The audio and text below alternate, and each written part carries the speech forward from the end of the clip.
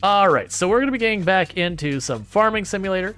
People might remember this from yesterday, where video card was throwing encoding crashes when we went to play it because NVIDIA gave me a bad driver. That has been fixed, and it was a bad driver. It was bad enough that literally NVIDIA pulled the driver back down, and you cannot get that newer driver now. So, 100% on NVIDIA. So for those who haven't seen what I got going on in Farm Sim, this is the Survivor Man Challenge. For those who don't know what the Survivor Man Challenge is, it's not a very specific challenge where here's like the 50 rules. It is a thematic challenge. You start with $0, a chainsaw, and a dream, and you build up from there. So we are on the hardest economy settings. I gave myself this truck to drag logs. You can't see the sell point, it's back behind those trees. Just so chat didn't have to watch me carry a hat, like one piece of tree at a time over there. We started with the bus, which is just a thing I use to fast forward time when there's nothing left for me to do for the day, and this chainsaw. From there, we cut down all the trees that were on this hill, use that to buy some greenhouses, use that to buy a little bit of land, use that to buy some tractors to get some farming going on, and we have built up from there. It doesn't look like we've got a lot going on here, but in reality, we actually have... Oh, right. I was hitting M to use map. That's not how this works. But we actually have a decent amount. So you can see I've got all these properties here. I've got all this stuff, and I got a field up here. So I got some pretty big stuff going on. And all those fields are seeded. We are very low on money because I do spend all of my cash to set up stuff to get more cash. The latest addition being we've got an oil mill over there.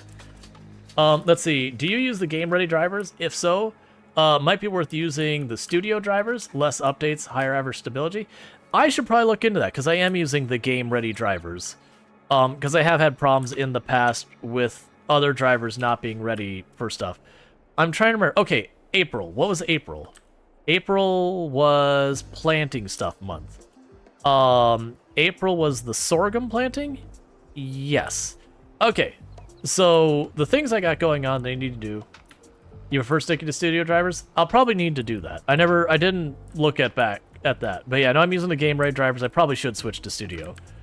Because that's not the first time I have been screwed by bad drivers. I actually kind of ranted about it a little bit earlier on stream. That is still not the button. I must do that like every third time. I go for the button to switch what I'm planting, and then accidentally dump all of the things on the ground around me. Because the buttons are just two spots separate from each other. But what we're going to do is the immediate priority is I've got two fields that you can see where I put down all the lime. I need to plant sorghum in those so that we can get that harvest.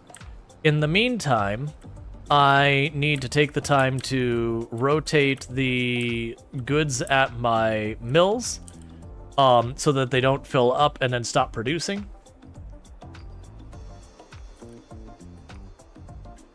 Oh, I'm still not close enough. But yeah, so we're filling this up real fast. This has got the fertilizer and the seed in it. And then we'll go from that over to, getting that done. But yeah, I got the two sorghum fields. I got one here, and if you look way over there, you see the other field that's kind of way out in the distance. Like, it's barely a line on the stream. That's the other sorghum field. They're my two largest fields, not counting the canola, which you can't make that field out because it's green like the rest of it. But they're my two largest fields on the property. All the wheat is in the middle. It's not so much. All right, so that should be plenty for this. All right. No, let's not do it this way. That's right. So I need to go horizontally on this field because I got the tree line to the north. Yeah, so I'm going to get this going, start getting the AI worker running this while I do all my other maintenance stuff. And I did not get any work done so far as setting up courseplay. Like I said, I'd potentially look into after the last, 5 times I played the game. Because the driver derailed me on that stuff, and I just haven't taken the time. All right, so you're good to go. Now from here... So this building in front of me is the newest addition to the entire place. It's going to take our canola and make it into canola oil. I will be adding more stuff to turn into oil later, but it is a matter of money. that just very realistically, I cannot do all the things at the same time because everything's expensive and I gotta make money to make money. So right now I'm sitting at about 3,500. It is a very likely thing that I might have to sell stuff out of my greenhouse early at a much lower rate than I would normally get, because I will physically run out of cash to pay my workers. That happens, and that again is because pretty much every time I get paid, I end up needing to spend that money to line up whatever the next thing is to improve the rate I can make money. The cash punishment for laying too much grass? Very genuinely actually true in this case. Where did all our money go? You see all these lovely, lovely light posts on the side here? There. That area to my right that has grass there now, it used to look like plastic because I accidentally got rid of the grass at one point. The parking lots we now have around these buildings, so they're not just weirdly in the middle of a field. So it's a bunch of things to make it pretty that I kept promising Chad is going to do someday. And then it's probably been in real life 4 or 5 months since I started promising that. So I finally did it because I feel I may have gone past what someone would reasonably consider someday. We'll end up doing more, but I think we'll make it a point now that instead of just doing like one big binger of decoring. Wait, do I not have flour here? Oh yeah, you're all out. Okay. So yeah, so we really just need to drop off the bread from time to time. I do think at some point I might get a mod to change the way the shed here works, because it's honestly pretty disappointing. Like, it's useful, it's worth having, but like the drop off being like weirdly so narrow, I have to like drive the trailer past it on one side and then the other because you can't back in because there's an invisible wall in here. Just to give you an idea, I'll show you where the invisible wall is. So like, bam, invisible wall. I cannot back in farther than that. So because of that, it makes it really hard to use because you can't back a trailer in to drop everything off, because that would be fine. So you have to do like this weird drive-by, like swing the trailer in just a little ways in the door one way and then go by to clear out the other side. So I might look into getting a mod where I can get a warehouse, even if literally all it did was move that pad out enough that I could fit the entire trailer across it. That would be enough to make it way better. It's very odd to me that they chose to make it work that way. And I think the reason they made it work that way is because you can't see it, but there's a zone in front of it that you can pile all the boxes out on when you're emptying it. So I think they felt they needed to make more room for emptying it, and that is why there's the problem. Alright. So right now, that cedar there is going to be our bottleneck that I can't really do much to make it faster. But the next order of operations of what I gotta do is I gotta spray herbicide and then a round of fertilizer. Because I cultivated, it means we can get weeds. And right now this is full of fertilizer, so I'm gonna go dump that fertilizer off to the side somewhere. And for the record, this tractor has no business doing this. It can technically do it, but as you can see, I am pedal to the metal on this thing, and it is full struggle to try and drag this thing along. But I only have the one good tractor, and I have not the money to buy a second good tractor yet. So we make do. Because this will let me at least asynchronously work on this, where I'm not just waiting on the blue tractor to do this whole field, that whole field, then come back and herbicide, then fertilizer, then fertilizer. I can usually get both the fields herbicided, maybe get one of them fertilized as well in the meantime, just because of how much faster the spraying goes than the seeding. Because I think that's 16 meters wide. And this is 36 meters wide, so it's double and then some.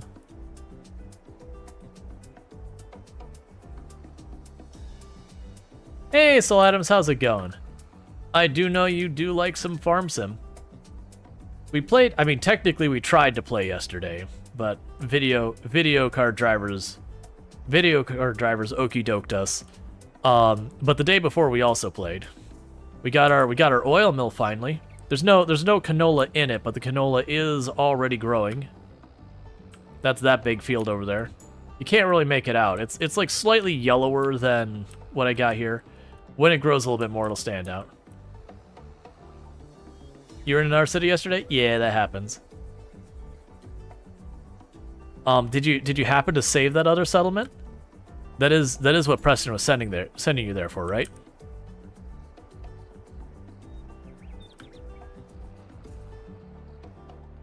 All right, all full up.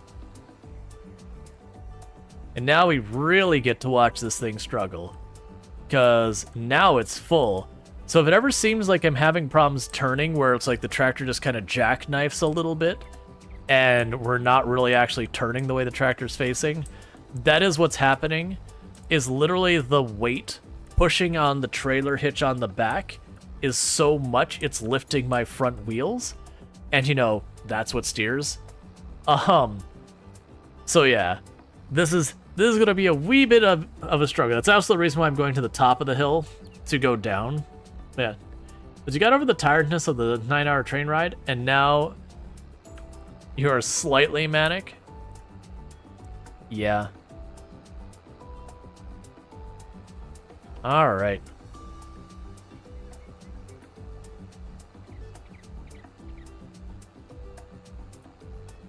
So now we got ourselves nice proper coverage. And that's the reason why this will still ultimately be faster. There are ways you can attach a front, but might worsen. So, yes, there are. If we look at this tractor, the issue is there is no front connection on this tractor. There is a back connection, but no front connection.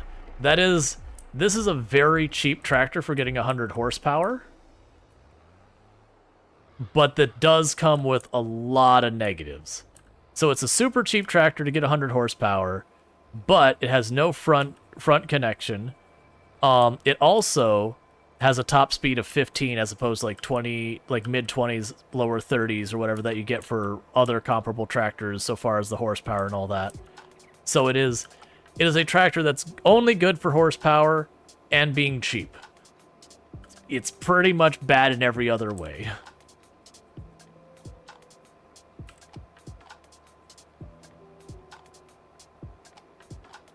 All right. Yeah, so we're spraying this with herbicide to keep the weeds from coming in. Is precision farming enabled? No. Like, we didn't enable it when we started. I could see in the future enabling it if we ever do, like, a brand new run. But, I think turning it on mid-run and then having to, like... Because I've never done the precision farming. Having to try and learn it mid-run is a good way of just screwing up several rounds of produce. Still been doing it by hand? Yes. Walking outside there with like the little hand, you know, like you have you next to your like little pump bottle and then your like bug sprayer. I feel like that'd be a bad time. I feel like that'd be a I'm not bothering time. But hey, Panks, how's it going? Who's the other tractor? AI. It's a worker I have hired. They're really bad at their job, but still better to be able to multitask. Unfortunately, the job I'm doing right now, the sprayer, the AI basically can't do it. They'll start it, they'll do halfway of like one track, and then they'll stop and be like, job's done. And you'll just stare at them as like 80% of the field isn't finished. And you'd be like, job's done? The are you talking about? The AI in this game is pretty not great. They're kind of only okay-ish at doing rectangles, with tools that are like only up to like a certain width and everything. Past that, it gets really tenuous. And also only if you give them a lot of area around the field with no obstructions. The moment you add like a tree or a light post nearby a field, all bets are off.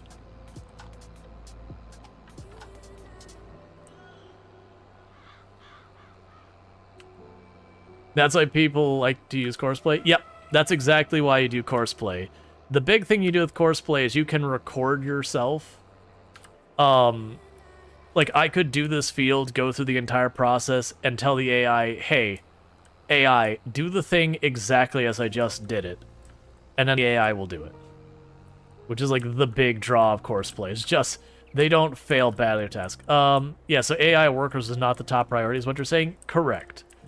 They have improved over the years, from what I've heard. This is my first version of the game. But I have heard that they are better, but still pretty atrocious.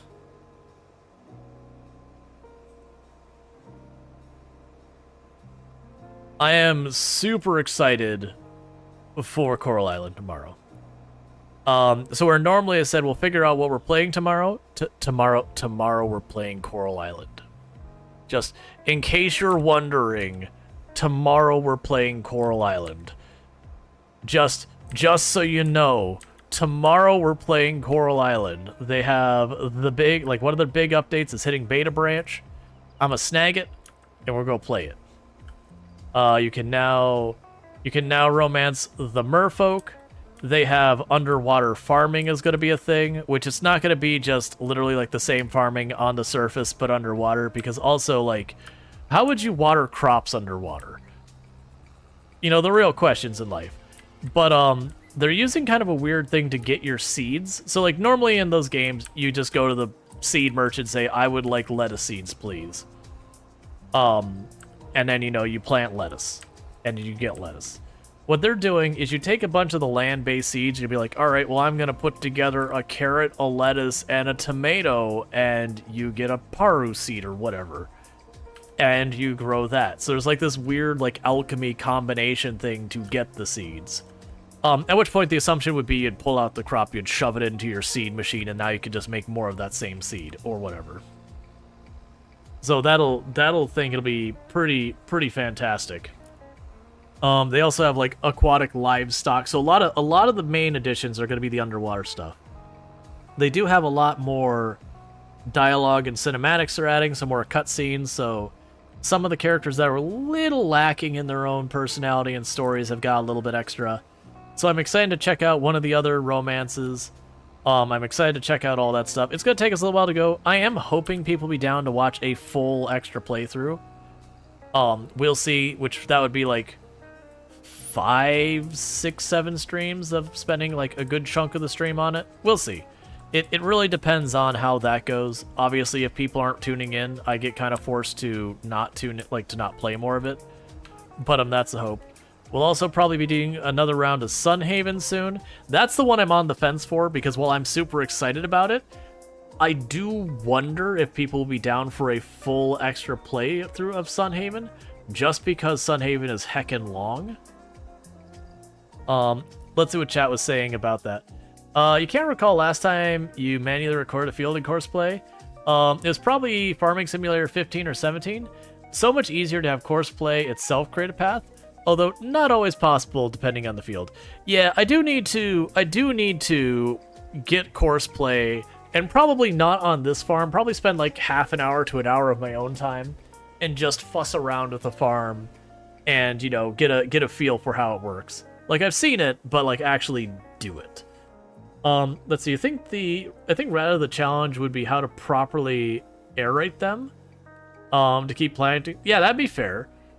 I could see that. Like, I don't know what all they're gonna do to add to like the underwater farming, like how all that's even gonna work, or like when we're gonna unlock it and all that. My understanding is I believe we will be able to hit S rank in the ocean now, because if I remember correctly, in the version that is right now today available before the update tomorrow, you can hit A rank in everything, but you cannot hit S rank in anything, if I remember correctly. I believe with this update, we'll be able to hit S rank on the ocean. And that soon we'll be able to S rank the museum. And then you're like, they're doing all that. Because they have like a whole nother region they're going to be adding to the map at some point. That they've teased. I believe that's not this update. I believe that's the next major update. They're going to be adding it so like in, you know, like in Stardew Valley, once you get married, the story's over for your spouse. Once you have kids, the graphic, they just get a little bit older and that's the end of it.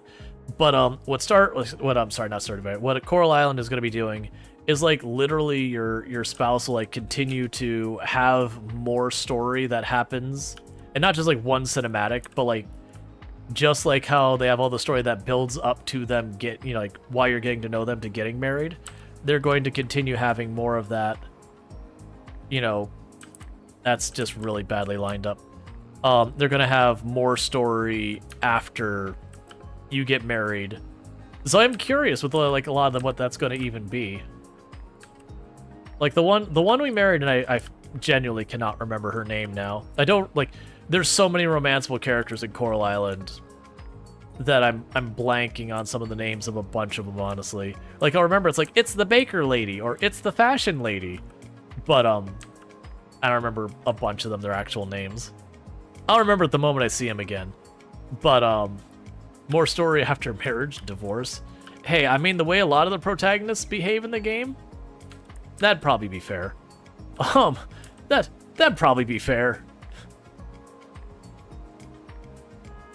Sneaking into other people's houses at night, other people's houses like in the middle evening, like creeping on a bunch of people. That happens in so much slice of life. You know what? Honestly, it would be fair for your spouse to be like, hey, we need to have a serious talk about what's going on here, because I need information. Because protag in a lot of those games gets heckin' creepy. I think even for this farm, it would be good to keep it in routine spot.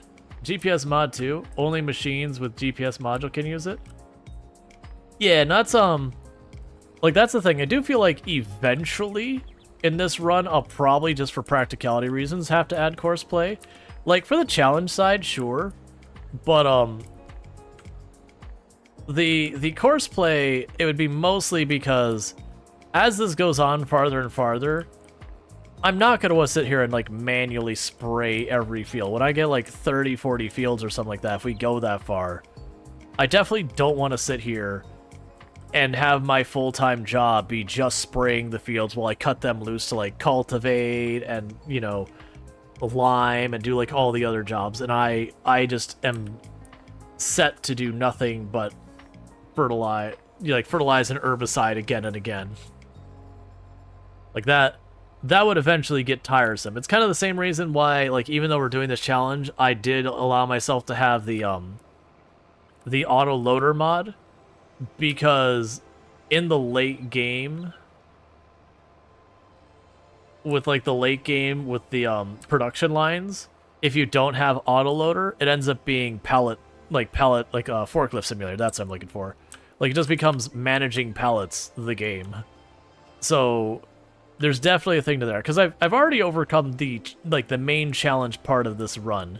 The main challenge part was having $0 and then trying to get any kind of farm going.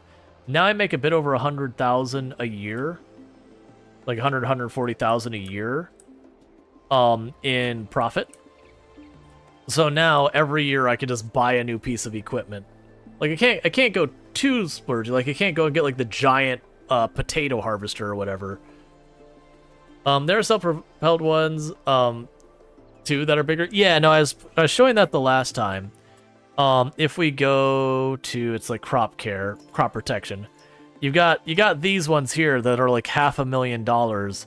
And so mine is 36 meters wide. So it'd be like the larger side of this blue one, or like this one here. But the money there is way more. Versus the one we got on sale, but it was like $200,000 or whatever.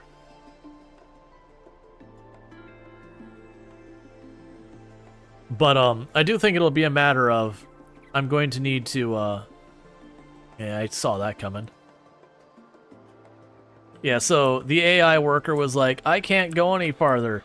There's a tree. I've been trying to avoid getting into, oh no, that's where I'm herbicide. That's on me, AI. I thought you had missed a huge chunk of the field, but you actually did not.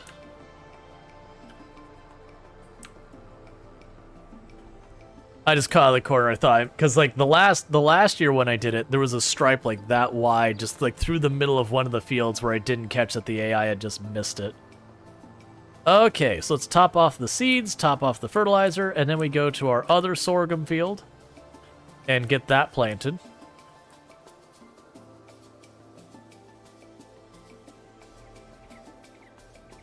AI probably played Project Zomboid, of course it's scared of trees. Yes. Like, that one was, like, legitimately understandable, where the tree was actually directly in the way. But there's a lot of times the tree is just, like, in the general vicinity, and you're like, look, man, I'm gonna need you to be a little bit more down with getting by these trees. We have, like, the tiniest speck of what was a log in the middle of it. And I'd be like, nope, can't do it. Can't do it. There is a 2-gram piece of wood in the middle of the field here. Cannot do it. Alright. So we just got to get you in position on the next field. Leave no trees, starts a chainsaw. So that's actually kind of my comment, is I actually do like having these little patches of trees here and there, and the big rocks. Like, every third time I was having... Alright, my stuff gets stuck on this rock here. People are like, oh, you know you can buy a thing to break the rocks. It's like, but I don't want to. Like, to me, those add character to the map. That once you destroy everything, you smooth out the terrain and make it one big flat area. Sorry. One big flat area. The map gets very uninteresting. So I do actually like having random little things in the way. Like, that said, these one-off trees, like, in the middle of the field, I'll get rid of those. Those are just obnoxious. But, like, when you got, like, these little forests, I'll clean up the straggler trees that are around the edges. But, I do want to keep those. Like, that said, this big tree here, I really should just get rid of this tree directly from me. You know what? I think... Not that tree's in the area. Like, that big tree, I could just get rid of.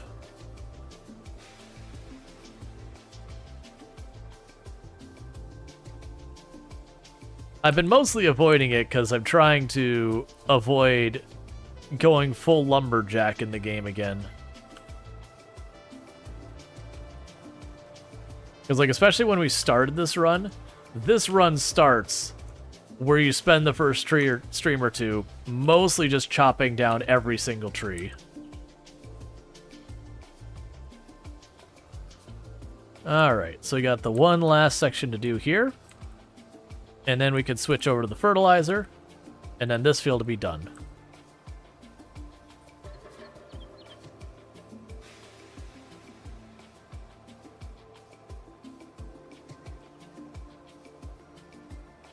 Okay.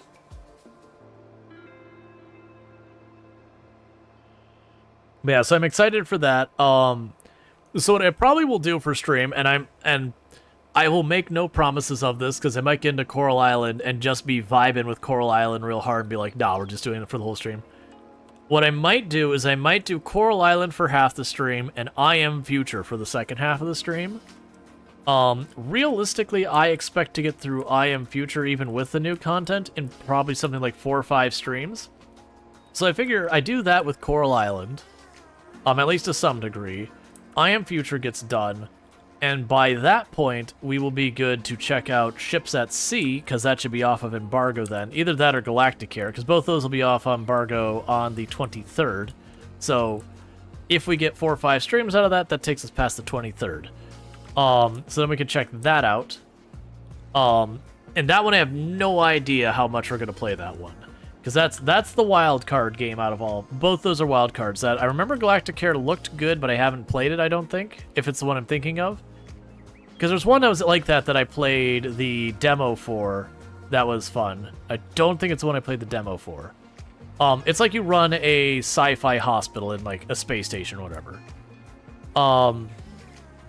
So we'll check that out and see how that goes. And obviously if they're really good, we play more of them. If we go, okay, that was fun, but like I don't feel a need to play more of it, then it'll go away.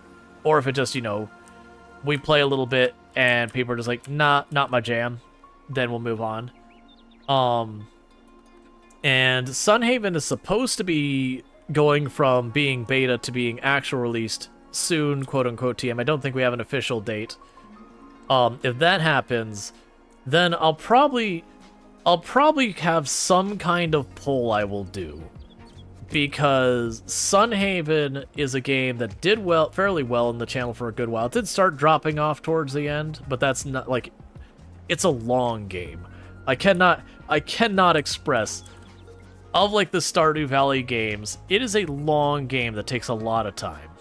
It's good, it's worth it, but like as far as scope of the game, I would say Sunhaven in its 1.0 release still has more in it than Stardew Valley does today. Now granted, I would say Stardew Valley I do feel has a bit more charm and a bit better presentation. So they definitely have their places they both shine. But in just like raw, the world is a big place, Sunhaven is a lot. Sunhaven is a lot. Like Stardew Valley, you've got like, what? There's the 3 different type of dungeons. No, there's 2 different types of dungeons in Stardew Valley to begin with. There's Skull Cavern and the caves. Sunhaven has, was it 4? Is either 3 or 4. And then Stardew Valley has 1 town. Sunhaven has 3. As far as romanceable NPCs, I think Stardew Valley is like 12 or something like that. I can't remember. It's like 12 or 14 or something like that. And Sunhaven has like 30. It's some absolutely bizarre amount.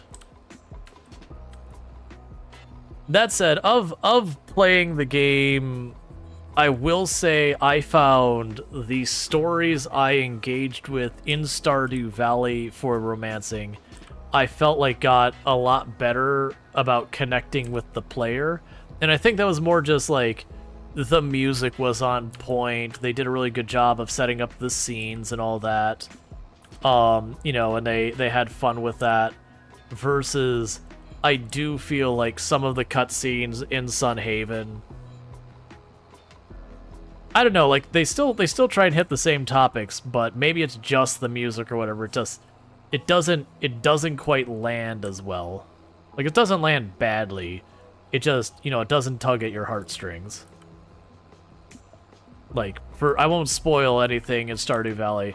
I will simply say the individual dealing with some of the harder stuff, that character kind of jerks your heartstrings. And also Haley's the worst. Yes, I know she warms up in the end. We romanced her this last time. Also, I would never give her the time of day because she is just awful at the beginning.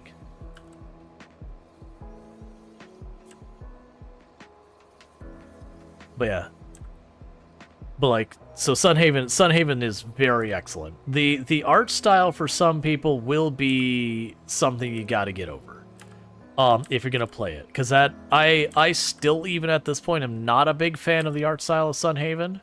It's fairly extreme chibi. The heads are large, but I don't know. For me, the game is good enough I can look past it. And at this point, it's the aesthetic of the game. It's not going to change. I do find once you put hats on and everything, it does make it not quite as extreme, because the hat being bigger, but like not meaningfully changing the size of the character's head or whatever, does help a little bit.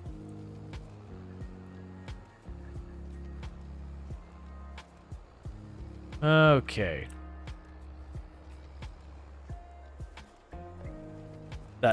getting pushed around when I turn because this tractor has no business doing this is something. But yeah, and the I Am Future, which is like post-apocalyptic but super duper positive, as in the person's like, it's the end of the world. This place is gorgeous. I'm sure I could find something delicious tasting up here. And you're just like, dude, like, literally you don't know where you're getting food from. I appreciate the positivity and the optimism and everything here, but it is a little weird. I mean, the catharsis in that one is the same as Dismantle. You have a roof covered with a bunch of junk that looks like trash, and you take some of it apart to get better at taking other stuff apart, to get better at taking stuff apart, until your roof no longer looks like it's covered in trash. And there's just that catharsis of being on the other side of that and being like, look, I have this pretty not full of garbage space I can live in now.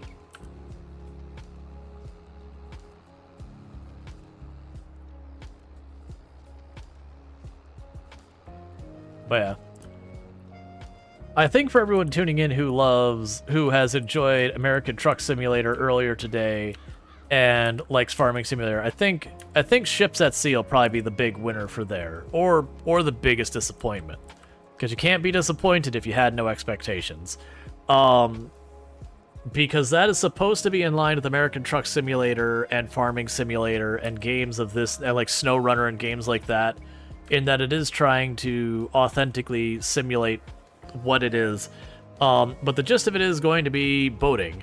That you'll be dealing with stuff like boats catching fire and going out there to put out the fires, you know, refueling people who ran out of fuel out in the water, tugging people back, I guess is technically more accurate, but like being like effectively a tugboat to bring people back. You'll deal with deliveries, and there's also fishing and all that. So I am curious, because that's one I don't think I've seen many games try to do any type of simulation stuff that like doing your boat is the whole thing.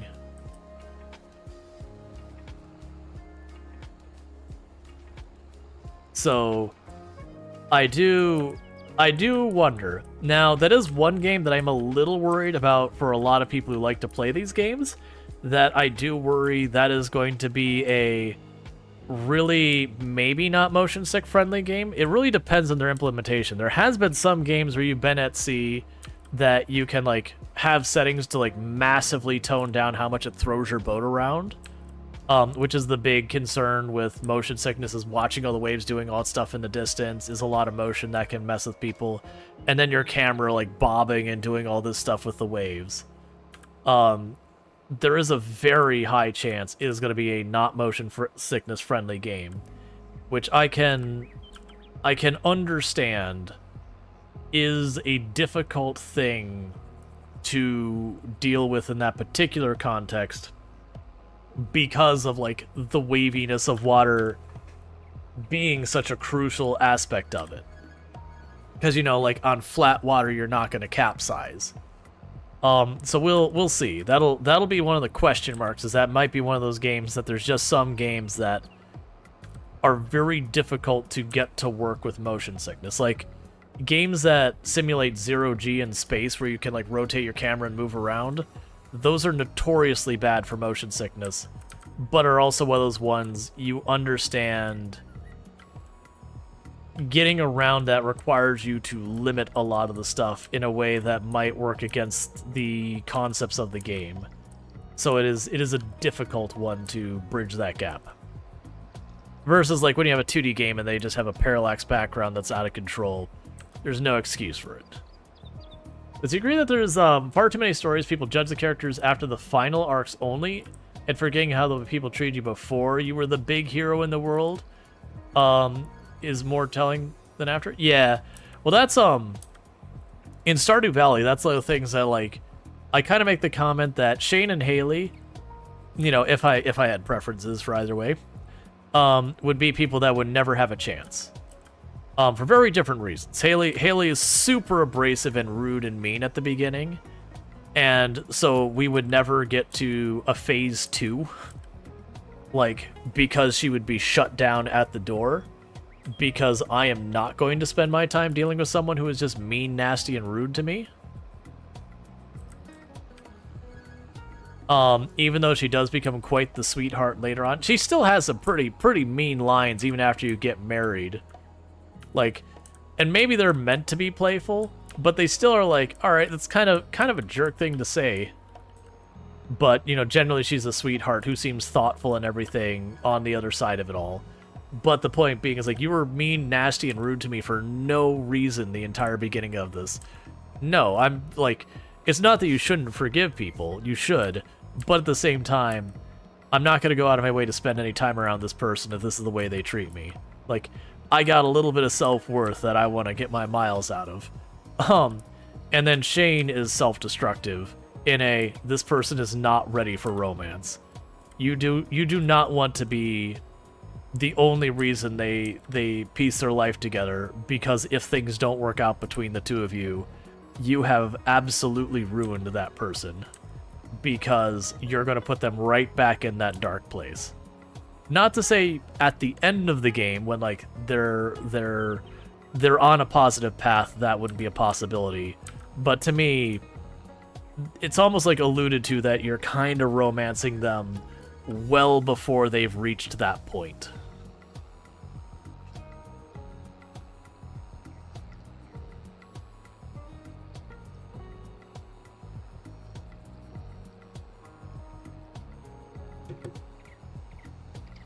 Like, you don't... Like, it's good to be a friend to lean on and all that for someone who needs help. That is absolutely a good thing for people and all that. But there is a difference between friends, like, you know, being romantically involved to the point of considering owning a house together and having kids and all that. These are very different things. Being there for a friend who's going through some stuff, absolutely. And it's also perfectly fine to be there for a partner who's going through some stuff, especially if you've got that beforehand. But when someone is in a very vulnerable position like that, it's very easy to accidentally take advantage of people when they're vulnerable, like, even if you don't intend to. And that, for me, that would be my fear of romancing someone like Shane. Is that while I might feel like everything is on the up and up, that maybe I'm just not the right person for Shane outside of, you know, like, had they not been in this position, maybe I wouldn't be a good match for them. And so it's just one of those things. I'm not saying it can't work and it can't be healthy or whatever, but there would definitely be a lot of concerns that you'd have to be very careful when you're approaching it. Shane is literally not at the plant stage. Forget pet stage, yeah. Your favorite romance in Stardew Valley is Maru. Maru's excellent. Honestly, of the people in, like, the romanceable people in Stardew Valley, Maru is definitely one of the people who has their stuff together. Like, so is in a good place to be, like, they're in a good place to be able to approach romance where they're not dealing with a bunch of other things that could, you know, put them in a vulnerable place that you might accidentally be taking advantage of. They're in a mature enough place where they are in a position where they could make very big decisions in their life and be in a place to honestly understand what they're getting into. Versus, like, Abigail is treated as very childish in a lot of ways. Haley is childish. Emily is honestly, like, while Emily is not someone I would pursue, Emily is someone who is at a position that they're perfectly well to do that. Like, you know, she has a job at the bar. You know, she is basically playing mom for her sister. She's effectively treating like an adult. Penny's okay. Penny's a hard one to pin down exactly where she's at in a lot of stuff. Because, like, in a lot of ways, she does do a lot of things and demonstrates a lot of maturity, but also the stuff she's dealing with her mom is one of those things that, yes, I feel like you could have a healthy place with that, but it would be one of those things that I would genuinely want to sit there and have that serious conversation with her before we got really serious and go, hey, I need to know, like, where you're at with this. Like, it's cool if we want to be supportive, but like we gotta decide how we wanna look at this, approach this, whatever you want to call it. Not that you shouldn't be there to help or whatever, but like that is one of those things that you can get into a serious relationship and be like, hey, look, here, like, you know, we have our nice house, we're living together, but your mom is not allowed to stay. Like, she's this alcoholic who's got problems, and I'm not ready to take that on. If that is, and it's totally fine. Like, for as much as you want to help each other and all that, it is totally fine to be open and say, you know what, I'm not in a position I want to do that. And that's totally valid, because if you're going to be miserable doing it, that's not going to be compatible with your relationship. But I would want that in the real life world, with be like, hey, you know, am I, like, this person is self-destructive. It's very plausible that they lose their trailer, and that they become someone that we're going to need to take care of and all that. And you'd have to have the talk saying, am I okay with that? And the answer might be yes, it might be no, but it would be a conversation that does need to occur.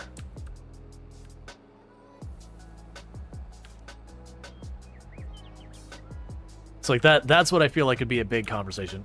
Leah would also be fine. Yeah, she's dealing with her ex, won't leave her alone, but I don't see that as a problem with Leah. I see that as a problem with the ex. And, you know, you kind of also don't want the ex to be able to effectively rule over her life by the fact that they're not going away, because that's neither fair nor reasonable.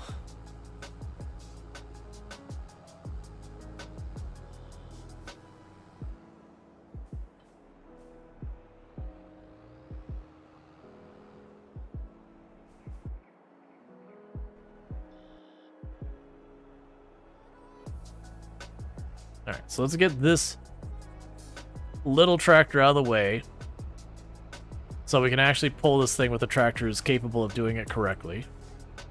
We'll need to repair that, but for right now, I need to take this over. But yeah, no, it's always interesting. To be fair as well, like, I do feel it's kind of the same distribution for a lot of the bachelors as well. You've got ones like Harvey and Sebastian and all that. They mostly have their stuff sorted. You know, yeah, they might have ambitions or dreams that aren't quite getting knocked out. Harvey, who's come to terms with that. Sebastian, who wants to do some big things. And then, you know, ultimately, I guess if you romance him, you prevent him from doing that. But that's fine. They make it work in the story. Alex and Sam, though. Alex and Sam, to me, are the bachelors that you're like, you know, I don't feel like you got your stuff together. You might need to grow up a little bit more.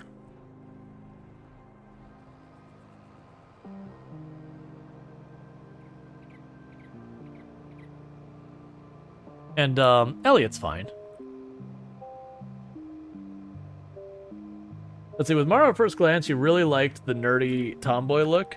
But the romance gets, it really grew on you as a person. Yeah, Mara was excellent. That was, on stream. I think Mara was the first one we dated on stream. Like, at this point, I have gone through the romance of all the female characters. Like, I've gone with all that. I think the next one I'd go after is Krobus, who is the, Krobus is, like, the plutonic thing. It's not a marriage, it's a roommate. Mostly because I'd like to see how, like, actually like to see how that all works out. Because it should be pretty straightforward. Plus, Krobus is just kind of nice. Krobus has a lot of times where Krobus apologizes for things that isn't Krobus's doing.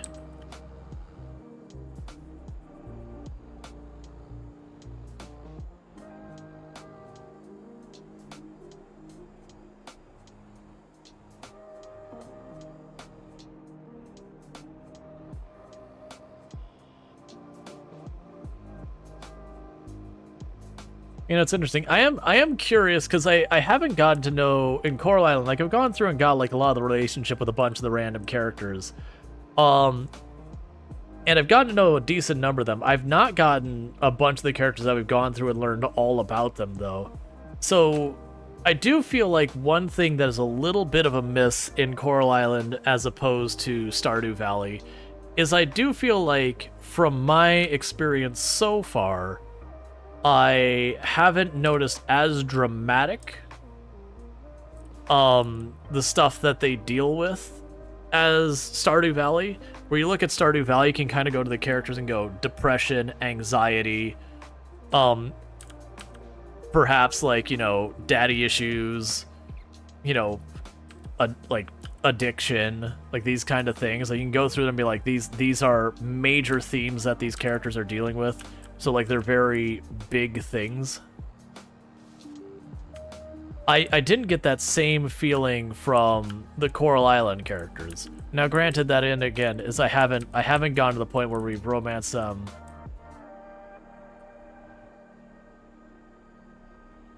Oh yeah, Stardew hides a few hidden gut punches in there too. Morrow has one you won't spoil. Yeah, no, I've gone through Morrow, but yeah, and we don't need to spoil it.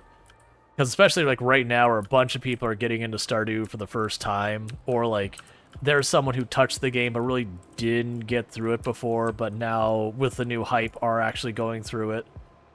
But yeah, no, there's a lot of characters in there who you have some scenes here like, oh man, this is a rough one. Shane is always the one that comes to mind. I won't spoil that, but Shane's got some scenes they're like, oh, this is bad.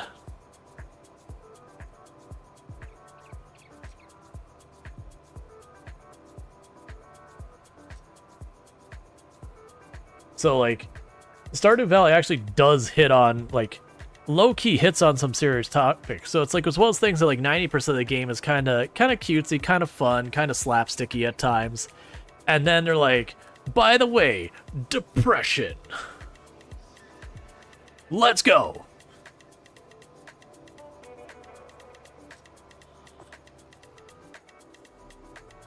But yeah, no, I am curious, because, like, I'm wondering if there's different characters in Coral Island who do have some, like, real big things that happen. Because it also felt like, for example, we romanced the baker, who I'm blanking on her name. And she had, like, if I were to argue, hers is, you know, is a little bit like in the confidence area. I won't spoil what's going on there, but she's got some fears about, like, not measuring up, that kind of thing. And it was nowhere near as dramatic as a lot of them, but that's also fair of Stardew Valley as well, that there are characters who their get-up is not nearly as big as some of the others. Like, you know, Sam is relatively tame in the stuff that Sam deals with compared to, you know, like Shane or Alex or a bunch of the others. So it reminds me of my time at Portia, and had to quit because the romance option you really liked was just so heartbreaking. Yeah, but that makes me curious, because, like, in Coral Island, there is one of the bachelors and one of the bachelorettes who used to be married and had a kid together. And they, from everything presented in the game, it's like the separation was amicable. Like, both sides agreed that are like, hey, you know, we're just not right for each other. Now, granted, I am wondering if you romance either of them, if you get a lot more of that story. One would assume you do. And they unload a bit of that. And, you know, just dealing with all that kind of stuff. And then, you know, there's a character who their father kind of doesn't respect what they do for a living, and so kind of like keeps undercutting them constantly. And so I imagine if you romance that character, it goes from just kind of like seeing them deal with that a little bit to probably becoming a major issue. I could certainly see that being a thing. Alright, so now we need to go drop off the herbicide, we go to the fertilizer, and then it is ready to move time forward. And I believe the next thing that happens is I think we go to, is either June or July. I can't remember if it's canola or wheat will be the first thing we go and we harvest. But, you know, harvest whichever one of those. And then, you know, that'll be, you know, whether, like, depending on the crop, whether we're making flour or we're making oil. Then, you know, like, 1 month later, we'll do the next one. And then, like, a month later, we'll be, like, planting them again. You get the idea. That's the reason I'm worried about, like, the money. Is you notice we started today with like 4,000 bucks. We have already burnt about 1,600 or so dollars because it was a little bit over 4,000 bucks. So that's one little issue we got there. And then on top of that, I still have to pay, it's something like 600 an in-game month to run all of my buildings and production lines and all that. So very real, like very, very genuinely, we're probably going to be selling some strawberries or whatever early for, you know, a number of $1,000s just to float us, but it'll be worth it. It'd be better to cash out and get my not as great payout on the lower, like, you know, if you're gonna lose 30% on your total profit, you want to lose 30% on your total profit for a thing that isn't worth much versus losing 30% of the total profit on something that's worth a whole lot. Because, you know, a big third, like, bigger number 30% is bigger number.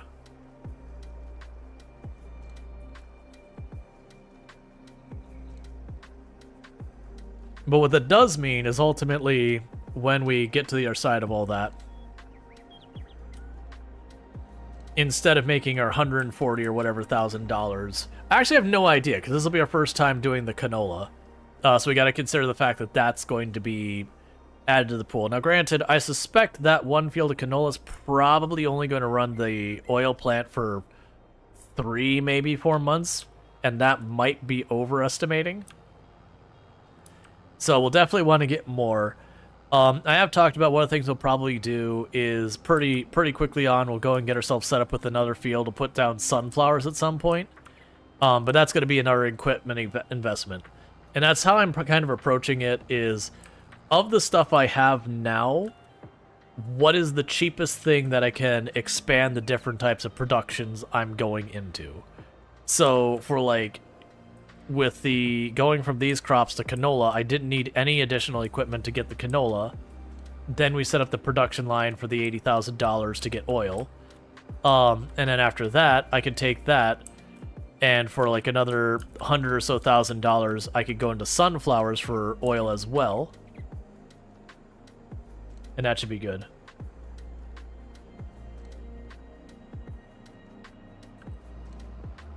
Like, Altair, Rise, and Lent? I do not know those characters, so I can't really answer.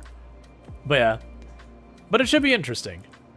But yeah, so that's one of the curiosities is once we get to Coral Island tomorrow, deciding who we're going to romance this time. It'll be someone other than the baker. Because of how many characters there are, I do not want to romance the same character twice. I want to keep, you know, like there's like 28 or something. No, actually, I forgot. With the merfolk, there's probably 30 or something romanceable characters in Coral Island. So, I do not realistically see me being able to play through the game and romance them all. Because, my goodness, the number of playthroughs you would have to do that. And sure, they have like the divorce mechanic and remarry mechanic that they're, I think, adding in this update or next update. It's always one of those ones I feel super weird about with those kind of games. That, sure, it's a video game, it doesn't matter. But, like, when you've gone through this character's story and everything they've been through, and you're like, okay, let's just hit the button, and now none of this happened. And you're just... it does not feel good. That's, Sunhaven has that, where literally what you do is you use the item, and the idea behind it is it effectively erases the memories of everyone involved. So that, like, if you romance someone and you use the item, the idea is, like, you brainwashed everyone that none of that happened. And even conception, like, that feels honestly worse in a lot of ways. you, in theory, erased literal years of this person's life and the lives of everyone around you, or at least that segment of their life. You just poofed this person out of existence for a number of months or years or whatever. Which again, if I ever do go after all the Sunhaven achievements, I'm gonna have to use the item to like do the divorce thing and all that, because there's no way in heck, as long as that game is, that I'm playing through it 20 plus times to romance every single person. Some of those achievements are gonna take a lot of work in that game.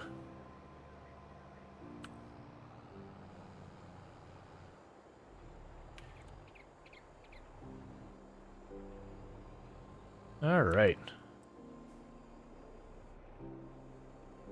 Let's see, does this game do real life where you get paid extra for government sanctioned crops? This game, there are mods that do that stuff, but no. There is no, I'm buying soy, the soy gets like an extra percentage because it's subsidized or whatever. But this game does have a very strong modding scene. It can't, some of the mods can't do quite as wide a variety as some other games are capable of doing mods wise, but it does have like all sorts of ridiculous equipment for like this, like the subsidy kind of thing. They have some stuff that just changes the price on items, but they also have these like signs you can go up to that like you put up the sign that's like this is subsidized or whatever, and you just like toggle the sign to get money or whatever. There's a range of stuff. I do wish, one of the things I was talking about previously I would like this game to have is right now the game is very predictable. Like they have some price variance, but it's so much usually within the same ranges that you don't have to care about it.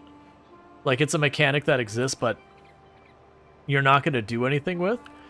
I kind of wish we did have stuff in this game that were like wild cards that affected stuff. Thank you for the follow. Welcome to the stream.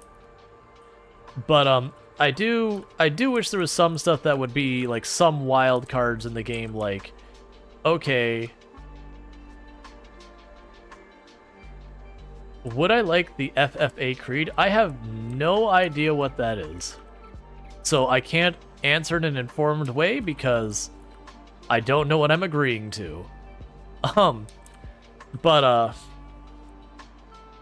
it is one of those things that, like, when it comes down to it, I wish you had stuff like you could have, you know, Southern Blight show up, so you'd have to get like a fungal side.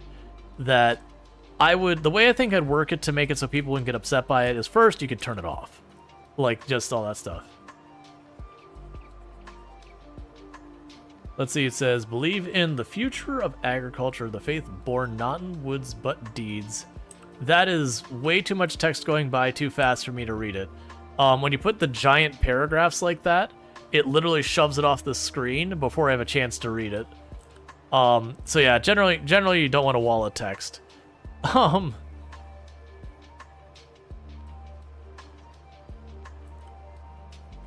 It does seem like it's the idea of like, kind of, the gist of it is saying like, hey, here's like what we believe insofar as like, hey, you know, hard work, being informed, that kind of thing. Like, I obviously can't read it all as it flies back. Let me see if I can actually read this real quick, or didn't it? So achievements, 1, the present, the past generations of agriculture, in the promise of better days through better ways, even as better things we now enjoy have to come to us from the struggles of the former years. You believe live work, a good farm, and engage in other agricultural pursuits, the pleasant as well as the challenging, for you know the discomforts of agricultural life, as well as, one moment, I'm going off course. You believe in your own ability to work efficiently, think clearly, with such knowledge and skill as you can secure, and in the ability to progressive agricultures to serve your our own public interest, as well as producing, marketing, product to toil. Believe in less dependence on begging and more in the power of bargaining. Gotcha. So it's just, it's kind of like, you know, it's a creed. So just kind of the ideals of being like, hey, we're going to We're going to work hard. We're going to work smart. We're going to do what we can to advance our trade. You know, we're not looking for, like, handouts. Yeah. No, I gotcha. Alright, and I'll get that stretch here in just a minute. What I'll do is I'll go up here, I'll repair, gas up, and once again, this main drag going back down there. That gives me a nice little straightaway to do the stretches in where tractor goes straight. And I do find a lot of places will have creeds or mantras, like whatever terminology each group wants to use, that are basically along the lines of, like, work hard, work smart. You know, like, the whole doctors first, do no harm. That's... Alright, so we're good. So you remember I said where I was probably going to have to sell my greenhouse goods early at a much lower profit margin than I wanted to? That took it from a maybe to a, yeah, if I'm going to pay my bills today, we're selling our greenhouse goods early. But that said, the greenhouse goods are the lowest profitability of the things I have. So if I got to take a cut on anything, it's going to be the thing that's worth the least. So yeah, that took it from maybe. I mean, I figured it was going to happen. I just hadn't considered the fact that, you know, it's going to cost me $2,000 to fix this thing. Which should come as no shocker. This poor tractor needs to be retired so badly. It's got way more hours on it than it should. Oh, come on. Cruise control back on, please. Way more hours on it than it really should, kind of deal. But when you are riding the fence of broke at all times because you're doing a challenge, you know, if you don't have $300,000, $400,000, $500,000 to buy a new tractor, you don't get to have a new tractor.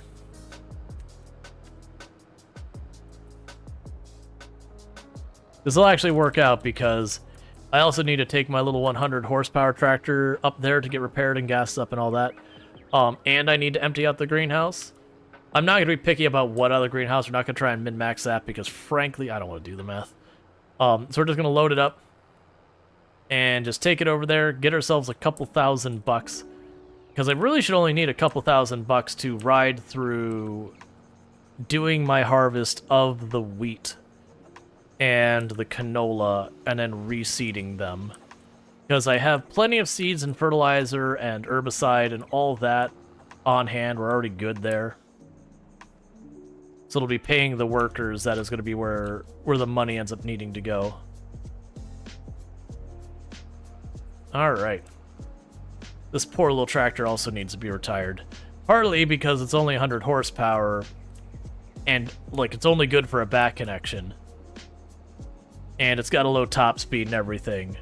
So it is holding back.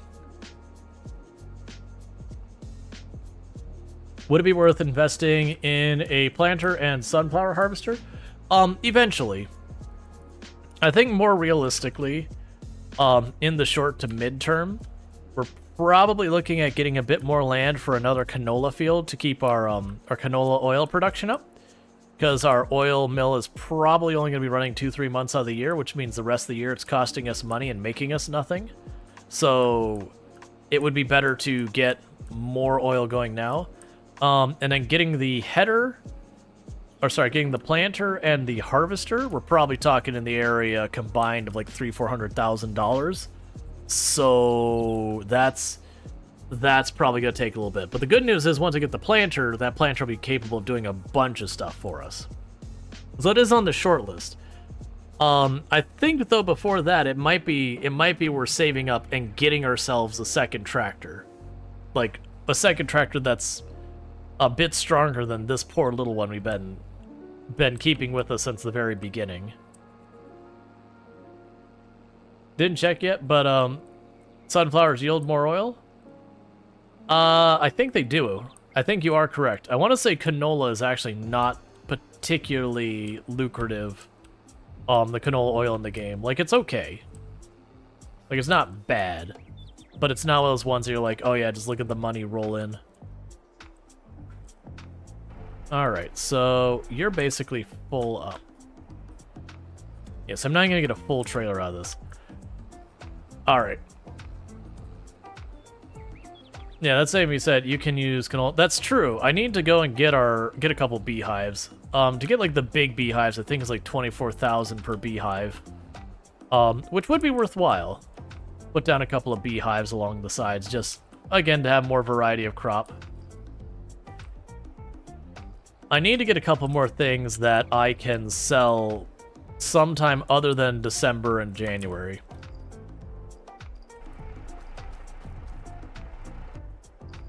Because that is one pain point I have right now, is almost all of my goods, their best prices are all at the same time. And that's what hurts us with like this situation right now, is having literally all of our money cash in at one time. It's the same thing as like when you get like a monthly paycheck as opposed to like bi-weekly or weekly. When you get paid once a month, if you end up having a lot of expenditures at the beginning of the month, you're sitting there just like staring at your bank account being like, please, I need the next hit of money. You got to budget a lot more carefully versus like when you're getting paid each and every week. You know, if you have one week that you push a little bit close on your budget, you only got to float for a couple more days till you get yourself out of the hole. And that's what we're running into right now, is because all of our money is just all at once. It really is a struggle. Yeah, so that's all flour and bread in there right now. So I'm gonna cash this out early. It's only gonna give us a couple $1,000, so we're not selling at a good time. It is what it is. I gotta have enough money to pay my employees and to operate my buildings, so we're stuck with it. But that's just because we made a lot of improvements on our farm, and it cost us a lot of money. And we just pushed a little too far, which has happened a lot in this run, just because I'm always on the edge money-wise. But that said, half the time when I make those improvements, it means the next year I'm going to make an extra like 10%, 20%, or whatever. So this past in-game year, we made this field, which is probably... These two are probably comparable, so it's probably along the line of like my second to third largest field of a new crop and a new production line. So that should pull in, I would guess, $20,000, $30,000 as just a, not even doing napkin math. That's just like looking at it and saying, sure, I think it'll make that much. So I'm probably off by a factor of like 10,000.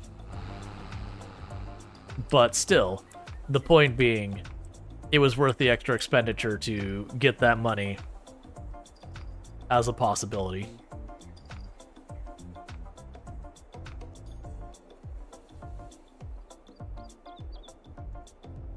Alright, so this isn't actually that bad. It's going to put me up to pretty close to 4,000, not quite.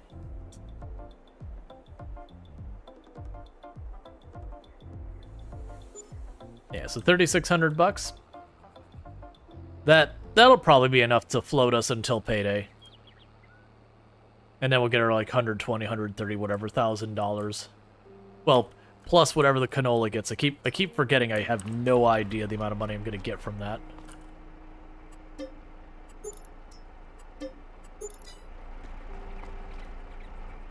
Alright, there's the maintenance costs here.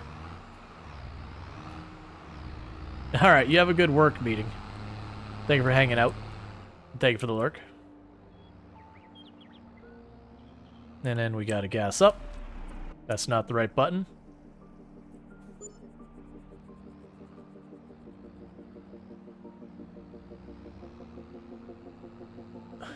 At least you changed the cash out time for canola to the one for oil. I think the cash out time for oil is December, which is the same cash out time for bread, is the same cash out time for flour, which is the same cash out time. Like, actually, I think the strawberries are a month later. What is the canola cash out time? I'm actually curious about that. Canola.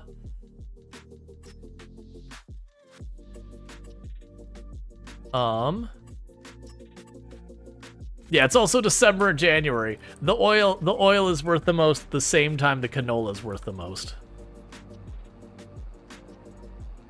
I do need to go through here and find a crop I can sell, or like production line I can sell that lands at least sometime in the middle of the year. We had that a little bit with the sheep, but I don't have all the other infrastructure. So we eventually did get rid of the sheep because I needed just a little bit extra bump in money to get like a major tool I needed. So selling my teeny tiny little sheep pen and a handful of sheep to me was worth it 100% to massively. I think it was the harvester, getting the really big harvester as opposed to the tiny one I had. And I do plan to get more animals later, but we will want to get all the stuff for treating grass and, you know, doing all that stuff for when that goes. One of my plans for that was, when we look at the map, it was somewhere, I think it was like tile 44, one of these tiles I had planned to make like the big area where I'd have like, you know, the cows, the chickens, the sheep. But to do all that, I had more crops I needed to get. And I needed to get like, not just chucking a little lawnmower on the back of a tractor, but like get like a big lawn mowing setup and all that. Because as I expanded all those animals, I would need to make like the slurry and everything else. This is not where I need this. I need this over by the bakery. Because the bakery will be the next thing that needs emptied.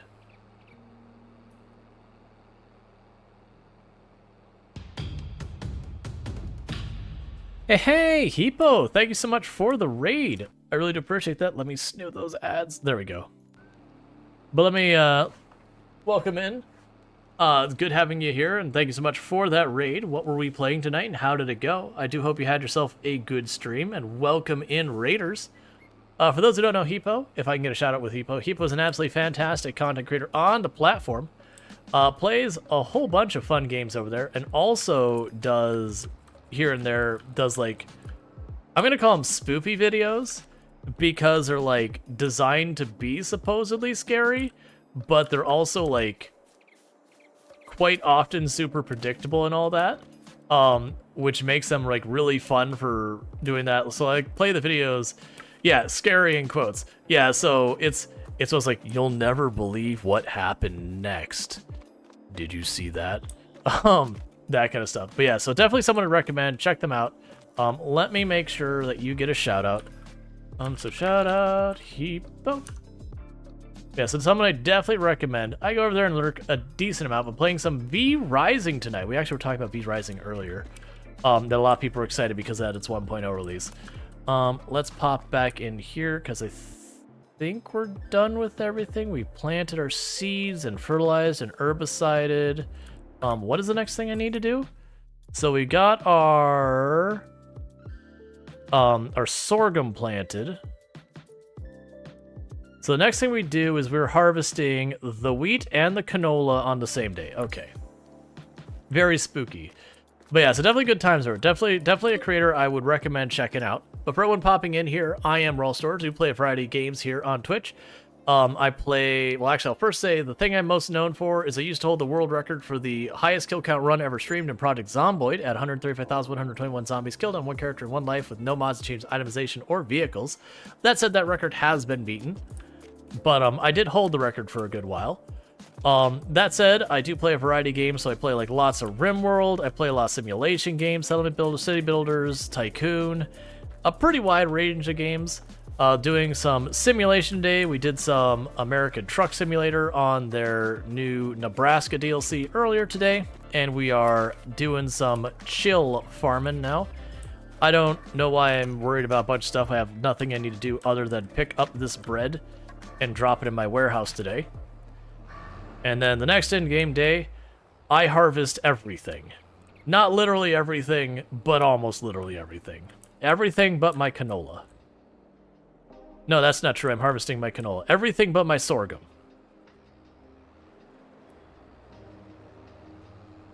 I think you mean put the bread in your mouth. If only. We've got our bakery and all that. For the record, for those who don't know what's going on with this, I am doing a challenge that's known as the Survivor Man Challenge. For those unfamiliar with the challenge, it is kind of a thematic challenge that is done in Farm Sim, where when I started with $0, this chainsaw, and a dream. Technically, I also started this truck, but that's just for streaming reasons, because watching me pick up one chunk of log and walk it all the way past that tree line to sell it at a time, not not the most exciting to watch. I'm gonna be real with you. So what we've gone and done is I'm just quickly delaying ads so I can kick those as far down the road as possible. But yeah, so from there, we are on the hardest economy settings. We cut down a whole bunch of trees, which we use that money to build some greenhouses, which we use to eventually make enough money to get a farm, to, you know, get some very, very basic, terrible equipment to just barely be able to do any type of crop. And we've been building up since then, and we are coming a long way since then. I have totally forgotten what I'm doing. Next in-game month is that we cycled the bread. I don't need to do that. Oh good, it didn't crash stream today? Yeah, no, for those who don't know, if you got a video driver from NVIDIA, and you were on the game ready in the last, like, 36 hours, check that you do not have version 560, I think it's 560.28. If you have 560, it's a problem. It crashes and crashes hard. Like, it will take out encoding and everything, so your game will crash. If you're streaming, it'll crash your browser, and the best part is, for whatever reason, the Twitch disconnection protection didn't work. So we had that yesterday towards the end of stream. It straight up crashed my game, took out the stream, and I lost 70-80% of the viewership because of it. Because it didn't just crash it. It was when you tried to join back up on Twitch, it took like several refreshes before it would let you back in. So understandably, everybody lurking and, you know, like thought the stream just got killed for the night or whatever. Which, not so ironically, got me to be like, yep, stopping for the night after that. Luckily, it was right at the end of stream, so it wasn't the end of the world.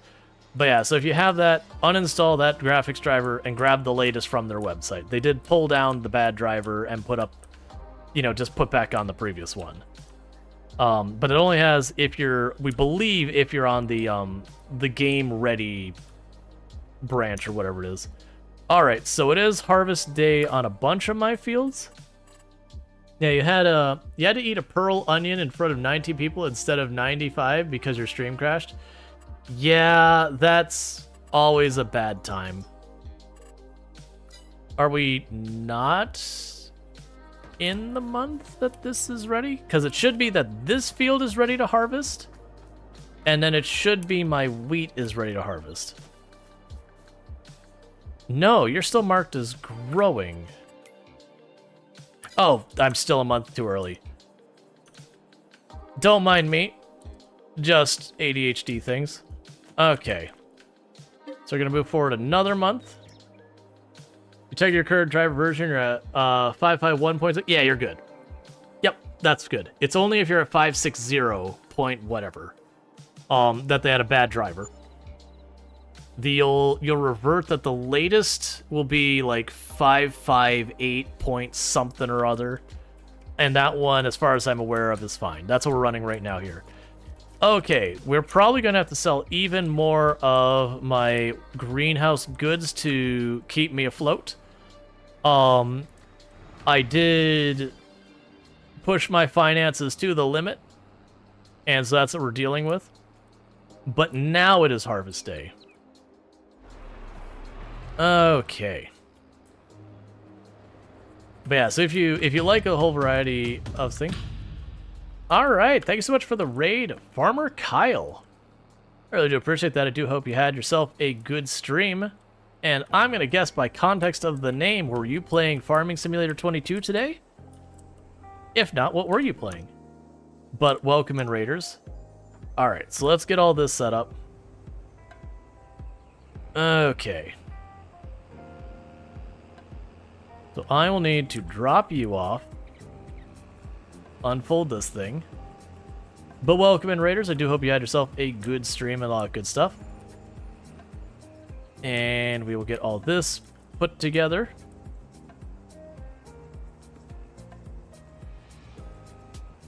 I will just not line up quite right. Don't worry about it.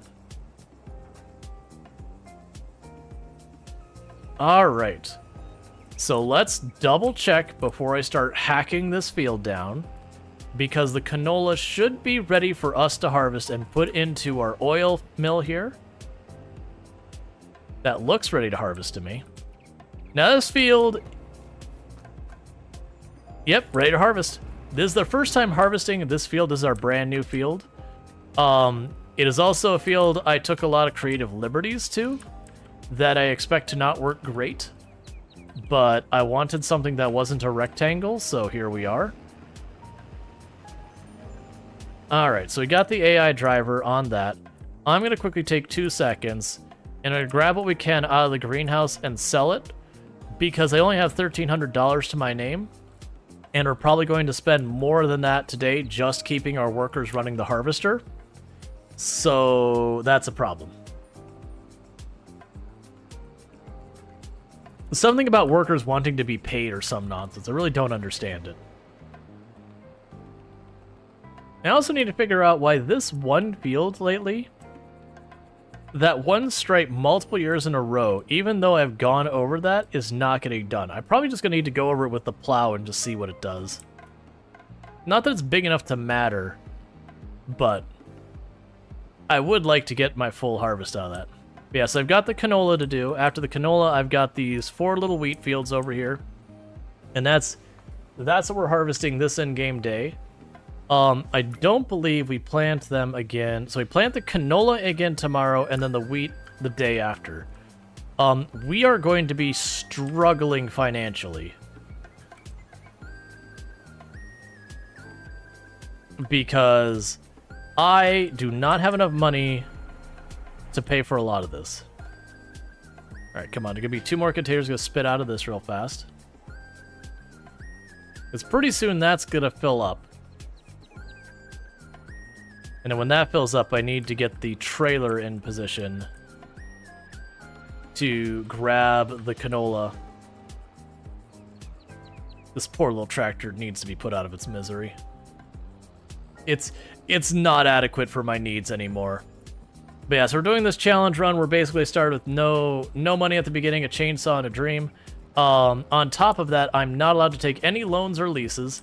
So basically, if I cannot buy it outright, I may not have it. That said, we are well past the point of a lot of the real stressors here. We've got ourselves a nice, really big farm. It's come a very long way. At the beginning, I was having to use like the tiniest little plow that would do like 2 meters per pass. And then, you know, like seed it with a thing that would do like 3 meters per pass. And then harvesting it at like next to nothing. And it would take me like a full stream to just get through those handful of wheat fields. Just because of how little I could pull off per, like how inefficient it was. Alright, so how's the harvester doing? You're only at 35%, so you're good. But nowadays, I've got, like, there isn't a second biggest harvester. I've got, like, the second biggest tier of harvesters. I've got the largest seeder, I've got the second largest cultivator, and a bunch of good stuff. We've got the largest sprayer. We're hurting pretty bad in our tractor situation. I got one tractor that's pretty beefy, but it's old, so it costs me a lot of money to use it. And then I've got this poor one that's older, but it costs way less for me to repair it, so I keep using it anyways. But we're at the point that each year I can usually buy at least one new piece of equipment to replace what I've got, so that helps a lot moving forward. So we are seeing like far more regular progress. Also, this map is a special map called No Man's Land. If you look out in the distance, how everything is just like wilderness out there, that's the way the entire map is when you start. There's just a selling point and like with a maintenance area and buying. Everything else I put down here myself. So this cobblestone road, the lights, the buildings, all of that has been put down by me. And we are just building up as we go. It is a lot of work. This is definitely a challenge that you only want to do if you really are someone who is down to just play a lot of Farm Sim. But I like Farm Sim. It's great for when you don't want to be in like that full, like, you know, some days you're in going like, I want a really challenging game. I want to, you know, do some sweaty, try hard bosses and everything. I want a game that like really pushes me to my limits as a player. And then there's days you're like, you know what I want to do? I want to relax. I want to drive a heckin' truck. I want to do a little farming. I don't want to deal with a bunch of like time crunching and all that kind of stuff I got to worry about. So I do think it's important to have both, like, games on those extremes, like have games like different types for different times. Like, you know, you've got that day where, you know, you have the day off and you're like, yeah, let's do some heckin' gaming.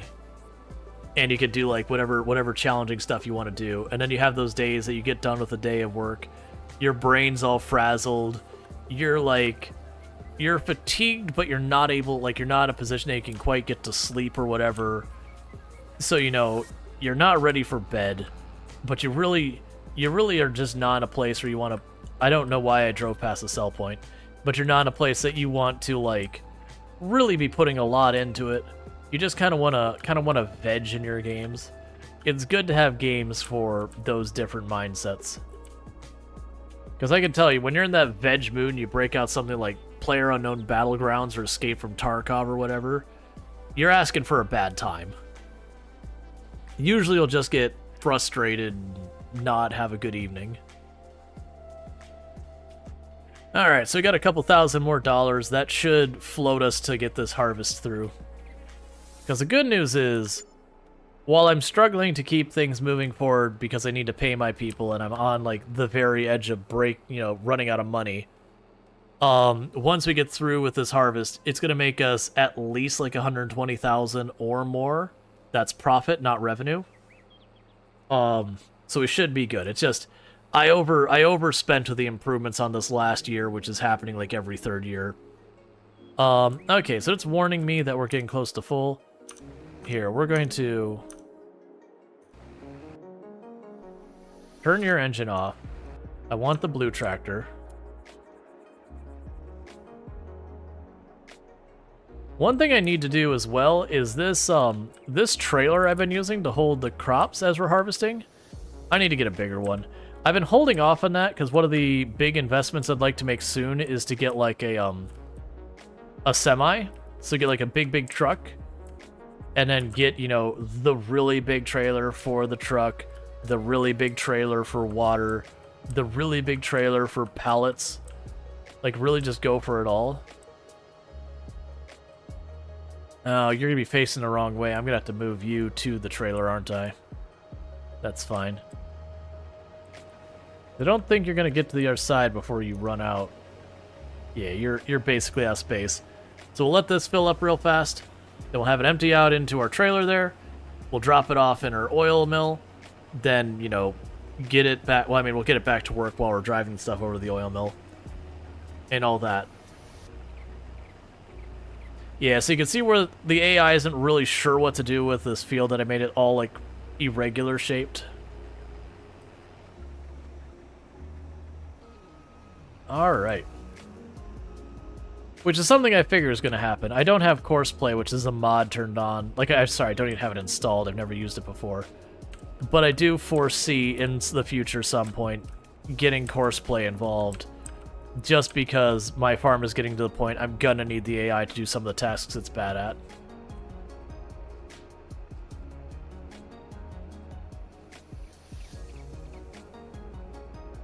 Okay.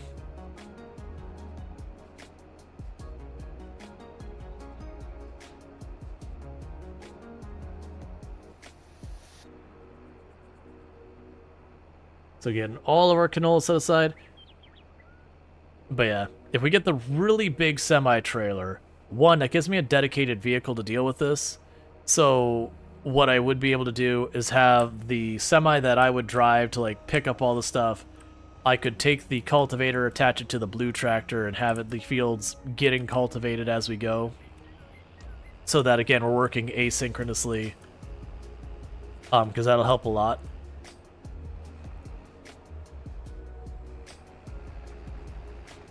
Alright. Get you back to work. Yeah, so one full load of that is enough to fill this up over halfway, which means I can't take 2 full loads, so we'll want to improve that. Yeah, so now we take the canola right over here.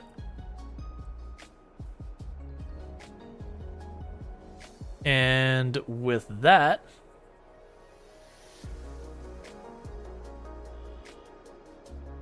we will officially have oil production is going.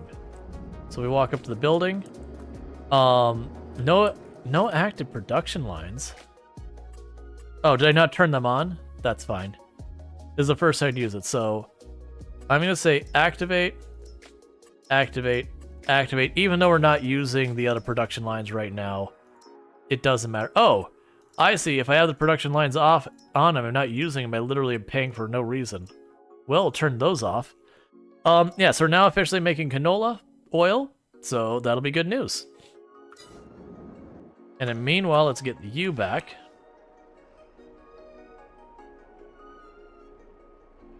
All right.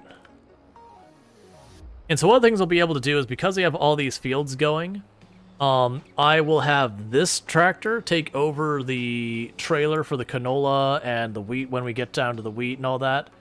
And instead of the blue tractor doing that, I'm going to have the blue tractor start cultivating the fields and all that.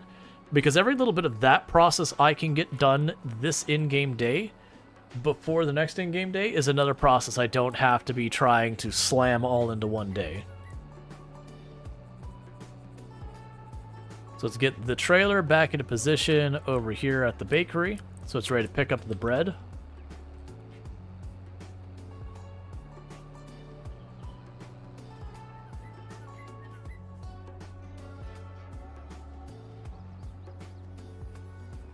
And then we'll have it go pick up the trailer, because plus the trailer doesn't have to go that far. So this being that much slower isn't as big a deal for moving the trailer around in the fields as it is for other stuff. And then this tractor cannot physically run the cultivator, it just doesn't have enough horsepower. If I put it down, it'll literally just stop moving.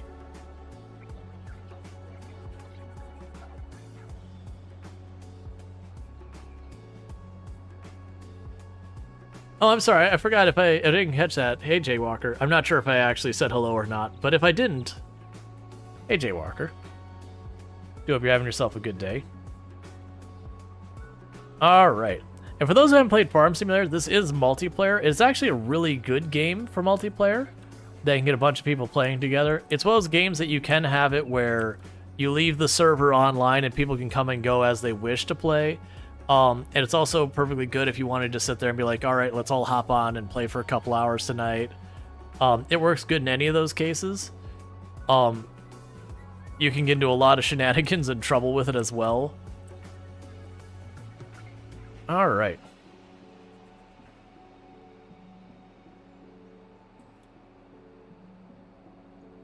So let's grab you.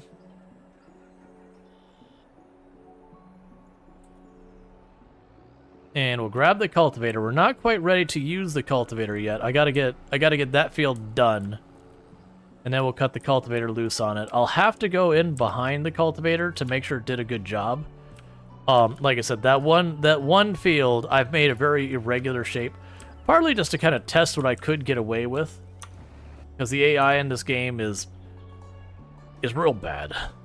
There's no way of tipping-toeing around it. It's real bad. Anything above a rectangle is a bit much for it, and then even sometimes rectangles are a bit much for it. Which is the reason why there's mods to work on that. Which I don't have any of them loaded, but I've talked about genuinely grabbing the more popular one, which is Courseplay.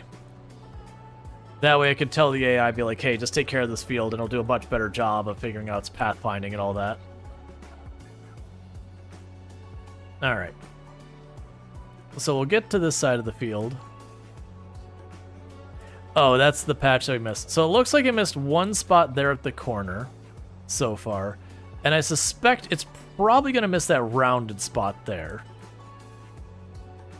But yeah, it'll be one of those things. I think what I'll do is between some of these streams is I'll grab Courseplay, because I've never used it before. I'll experiment on a different save file and just see how it goes, and figure out how it works, and then we might introduce it here. And I'm mostly just going to use it so that when I put the AI on these things, I can make it figure out the pathfinding versus the base AI, because like you can see, it managed to miss that corner. It did everything around it. I don't know why it didn't do that corner, but that corner, just a little too much for it. And like I said, I kind of expect it'll finish down that road that row, and it's going to probably miss this entire segment over here that's rounded off to the side. Yeah, I figured as the tank is about to be full, it's just warning me now it's at 80%. But that's why I'm here, so I could empty it out without having it to stop, because that harvester is the bottleneck for today.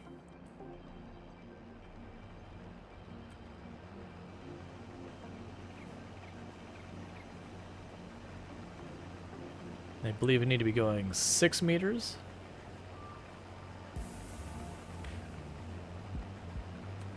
Or 6 miles an hour? Okay.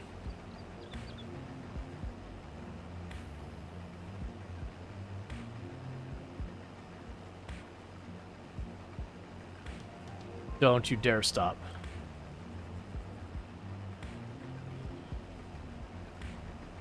I thought for a moment it was going to stop there and be like, job's done.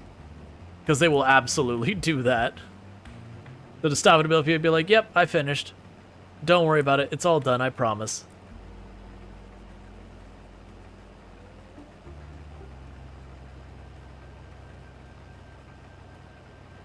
Okay.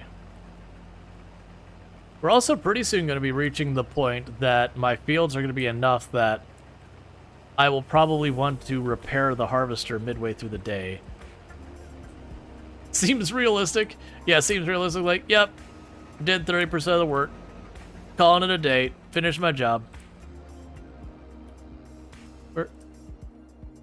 Where are you going?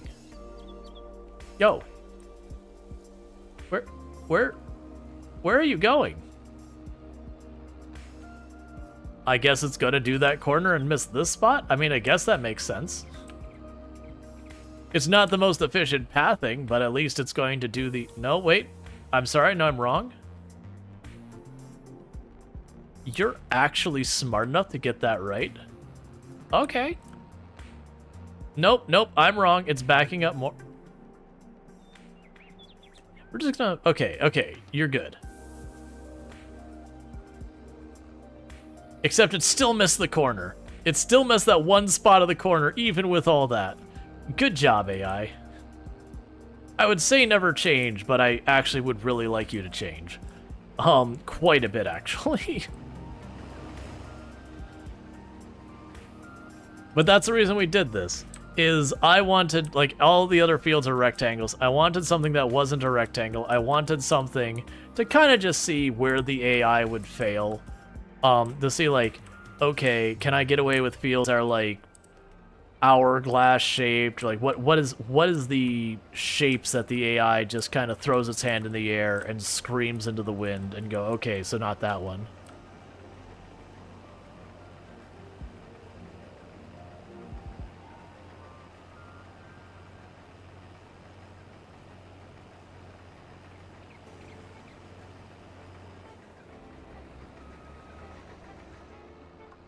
Yeah, so I suspect it's going to just turn around, it's going to get that last segment there, and that's going to tell me it's done. So I'll have to patch up the four corners there, which is fine. We're going to go ahead and drop off this canola, because it's got more than enough storage on that thing to finish all of it without needing a drop-off, and then I can have it drop off the rest here on its own. And then once I get that corner sniped over there, we can grab the blue tractor with the cultivator and cut it loose on this while I take the harvester over to our first wheat field and get it going. Yep, so you just finished your task. So we can just do this. Yeah, so just got a little bit of cleanup. Honestly, it's not as bad as they thought it was going to be. I actually expected the AI to do way worse harvesting that field. It's still not great, but all things considered, I really had much lower expectations.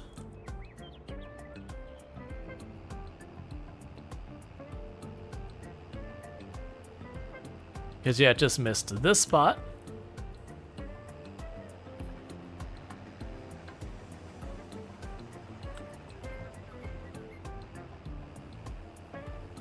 It missed this spot over here.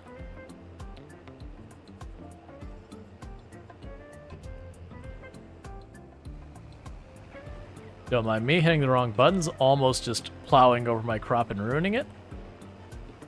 It's fine, I'm only ruining like the tiniest little bit if that did happen.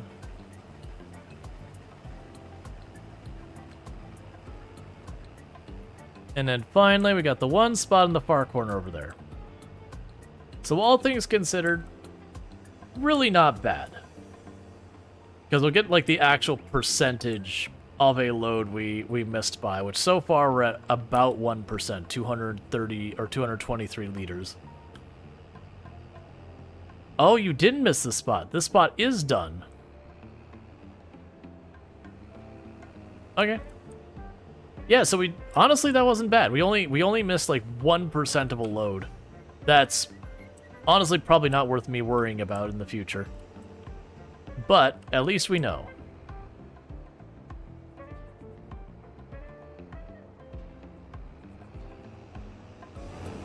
All right. Now, this does struggle with this field over here because that rock in the far end. I actually intend to getting rid of these two smaller wheat fields eventually. And then, you know, setting up a bigger wheat field someplace else. I just haven't done it because right now I'm desperate for money, and it's money, so, you know. Alright, so now, we grab you.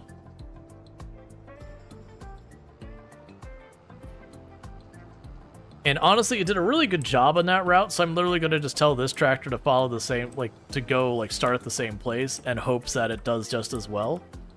Because that would be easy to just touch up those 2-3 places and be done with it. So we're going to cultivate the whole field.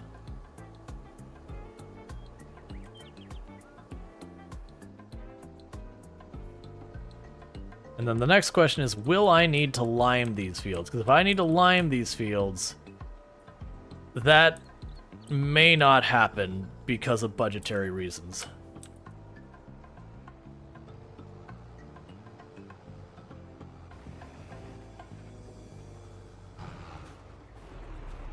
Okay, don't say I need liming. Sweet, it just says rolling. No lime required.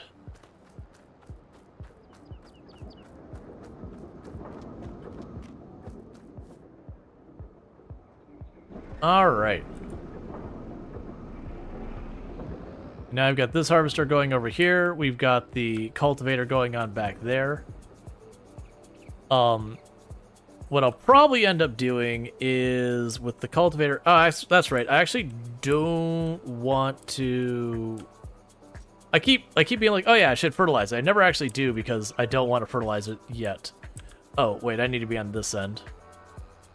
Yeah, so now we're getting wheat for our grain mill to turn into flour. Because bread is our big product. It's bread and flour is what we make most of our money from. The canola oil is like the new thing we're getting for the very first time. Honestly, if I remember correctly, I'm pretty sure these fields... Okay, you can't actually hold the whole field. I was gonna say, I think these two smaller fields, you could just barely not hold the entire field in it in one go.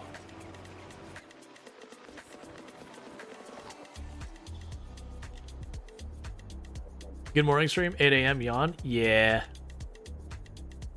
Mornings be like that. Alright, so once the harvester gets over here, we're gonna pick up the wheat. And honestly, with this, I probably only need to do 2 trailers and we'll be good. I'm also curious what sales we have going on. Even though I just tease myself with these sales because I don't have the money to buy the things 90% of the time. But a lot of the really big equipment we got was honestly just continuously playing and checking the sales again and again until eventually something we really wanted came up.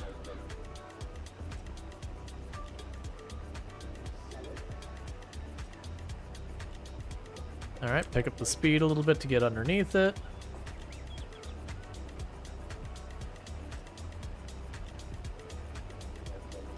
Okay. But yeah, usually at the end of this field, it misses the end of this field just ahead of this rock by a little bit. What I'll probably do is the next time I've got some extra money, I'm going to just keep sniping the end of that field off and making it not field until we get to the point that you know, I could cut the harvester loose and not have to go back after it, even though that technically does reduce our money a little bit. Me having to do cleanup is just annoying.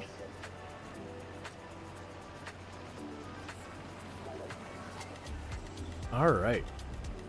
I'm also curious how much of a difficulty these streetlights I added are going to cause. There is a chance those streetlights have completely boogered up this field. We'll see. So far, it seems fine.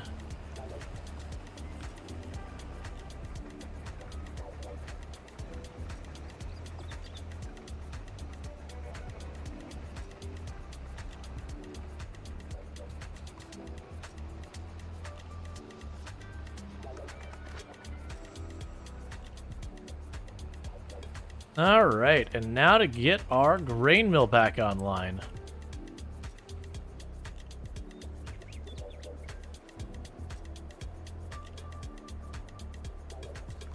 Because, yeah, so what we're basically doing is deferring our profit by not selling our wheat as wheat, and instead taking all of our wheat and making it into flour, and then making our flour into bread.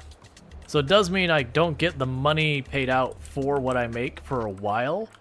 But the good news is, when I do finally get paid out... You know this thing? Yeah, the lights seem just far enough away. Yeah, no, I figured to go ahead and put the lights here anyways, because we've talked about for a while that this field over here, there's a couple different ideas of how I figured I could approach it. One is, I could cut these fields off to make it so that it becomes one field, kind of like, goes one field, not the way my tractor is facing, but like the camera is facing, make it one field that way. That doesn't feel like that'd be that good because it's still stuck between the buildings and the rocks and all that. But I am thinking about potentially just we would get rid of this field, and then this would become a place where we add more production lines in time. So like eventually I'd want to add a production line for like cereal and that kind of stuff. And we could put that over here. But, you know, basically turn that more into, like, more buildings. I could also see potentially just making some streets and adding some houses or whatever on it. How are you doing, by the way? I missed that one spot in the corner. You know what? It's fine. You're already over there. Just trample those flowers. Or trample that. That's less than a percentage of a load of a crop. That's not worth me putting time or effort into. Alright, so while that's going, I'm going to let that move for real fast. I'm going to eat a little bit of my food here. I'm going to mute the mic, and I'll be right back.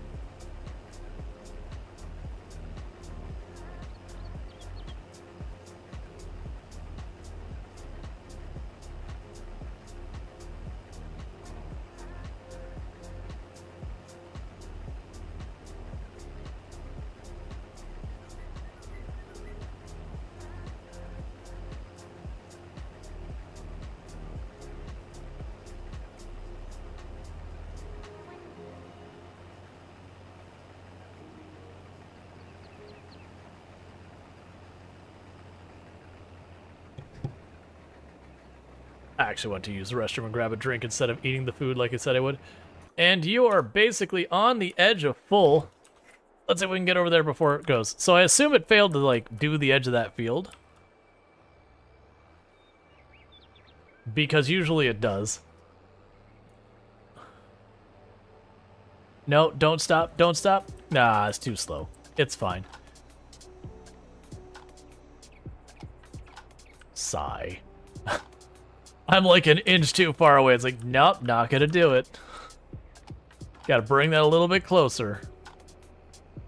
Alright, that's totally fine.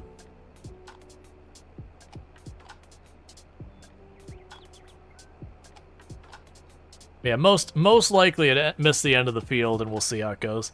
I do wonder if in the long run I could, like, combine these fields as well. I mean, it wouldn't make, like, because I was thinking about, like, doing, like, a scooping thing, but even with that rock there, that rock is really just a problem. And I do know you can get rid of the rocks. There's tools to do that. I actually like having a bunch of, like, random irregularities I gotta work around, like rocks and hills and little forests and all. The individual trees I'll get rid of, because the individual trees can get pretty obnoxious. But, hold on. This is where you'll appreciate Courseplay too, because when it starts unloading, it'll start driving again. So it's harvesting while unloading? Yeah. So this is a spot I'm curious if it did miss any at the end. Ah, it's not looking like... Oh, there it goes. I mean, that's not bad. It's not as bad as it used to be. So it just barely missed, like, the very edge of the field. So ultimately, I could just go through and, you know, snipe, like, the last 1% of the field or whatever.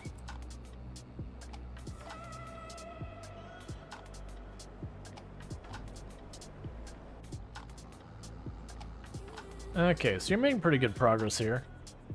Yeah, so I got that corner. That's fine.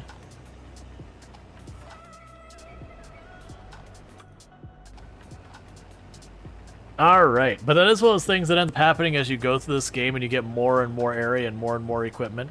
You will ultimately get to a point that you're, you could just have, like, a ton of different jobs happening at the same time.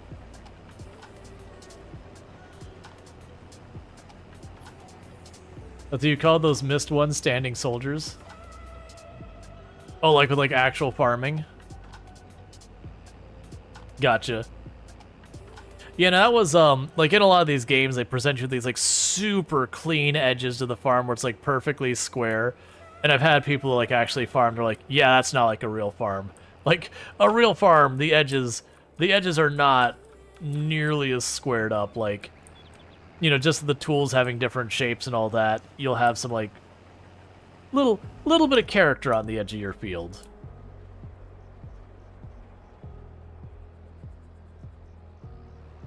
Because, like, putting the effort in to make it exactly square and all that's like, but why? Just put the stuff down. Like, whatever makes sense. Alright.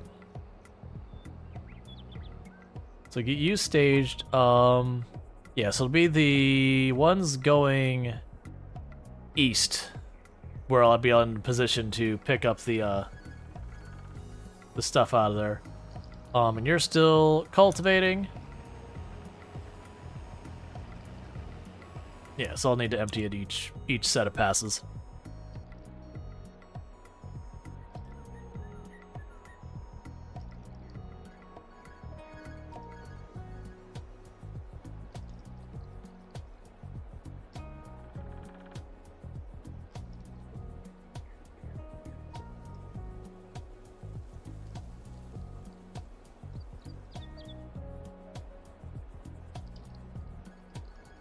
But yeah, it's been nice seeing this come together.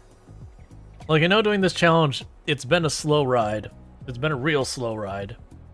But, like, now where we're at, you know, we've got, like, the oil production online, we got our bakery, we got our mill, we've got our warehouse. So, like, this is going well. We've got some of the better, like, some of the best equipment we can for what we're in. And now it's basically... At the end of every year, I make the 120, 130, 140,000, whatever we're making profit a year. I immediately turn around, that either becomes a new piece of equipment or new, chunk of land or whatever. And so the next year I can make myself that much more. Saying, Luis the Farm Lady saying, if farming was that precise in real life, precise, your OCD would be so happy. Yeah, no, that was, because I can't remember what brought it up. I think us talking on stream, I think we're using a plow, so it's like a really steep angle. And I kind of sat there, was like, I never thought about it before, but how on earth would you make this field look this nice with this thing that's at like such an extreme angle? Because like it's a whole thing that people talk about. They don't like, go back and forth, and then go the other way because it leaves the big troughs that you actually plant stuff in. So obviously you don't want troughs going like all over the place. And like, oh yeah, you just leave the end of the field and it's just, it's all jigsaw shaped or whatever.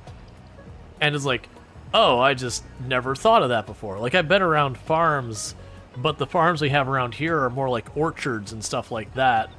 Or they're the strawberry farms, which just have an entirely different setup for everything. So they don't use a giant plow to turn everything up. They use...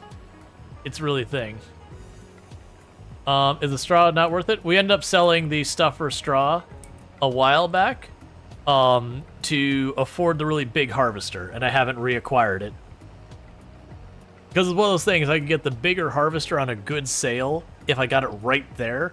So we had to sell equipment we were using but wasn't as critical to make the more important equipment happen. Plus, it was one of those things that's putting a lot of effort into the straw, and it was making us like an extra 10, 15,000 a year or whatever, which is not anything to shake a stick at. But it was also one of our, not really laborious processes, but it was definitely not one of our more efficient things so far as time put into money out.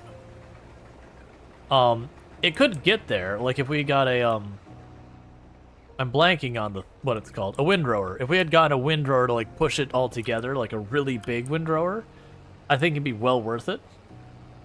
But for like the choosing what had to go, I could get rid of the baler trailer, the baler, and the mowing stuff. And that was enough to be able to afford the second largest category of harvester, which, considering I was using the literal smallest harvester, was a pretty solid jump.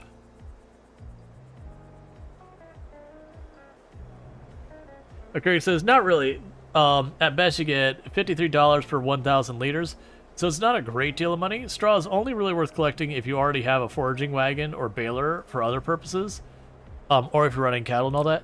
Yeah, no, at the early game it was worth it to me because I could get the equipment I needed to pick it up for relatively cheap. And since I was stuck dealing with the harvester as my bottleneck, it was kind of worth it for me to turn around and be like, okay, well, we're going to go ahead and take care of this, and I can, snag up, an extra $10,000 for all my fields. But now that we're making so much more money, and I have so many more processes I need to be working on.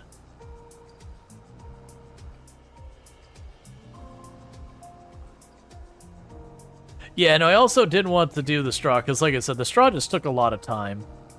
Because I would have to take the time to either pull it all up into the bales, then take the bale trailer to load it up, which we had the auto trailer, so I'd put all the round bales out, and then just go by and just on the flyby scoop them all up. So it wasn't terrible on time, but it was like a 2-3 step process. And so with it being a 2-3 step process, it was just one of those things that was pretty time consuming. And when we're making, 120, 130,000 a year, sure, that's an extra not quite 10%. That's not nothing. It's not anything to be upset about. But me advancing the day faster was effectively getting to the point of more money in real life time faster versus in-game time.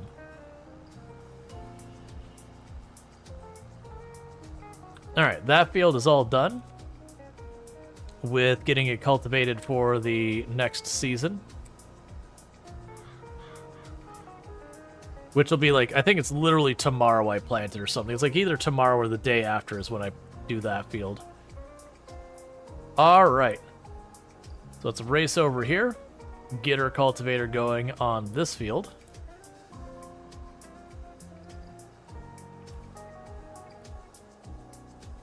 I'm really hoping none of these come up needing lime. If we're due for lime, I just don't have the money for lime right now, and that'll hurt our profit a lot. It's like 10-15% if you don't lime your field and it needs it. But if we don't have the money, we don't have the money. Okay.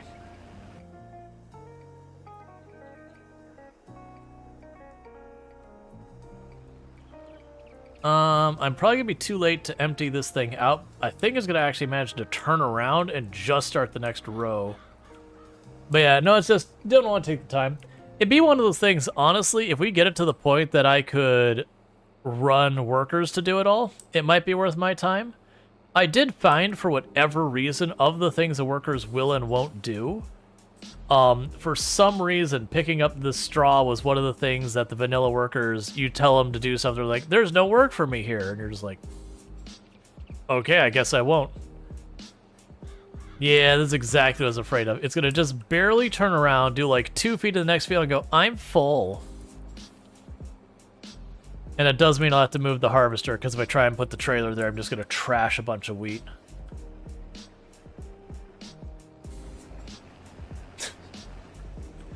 Yep, that is exactly what it did.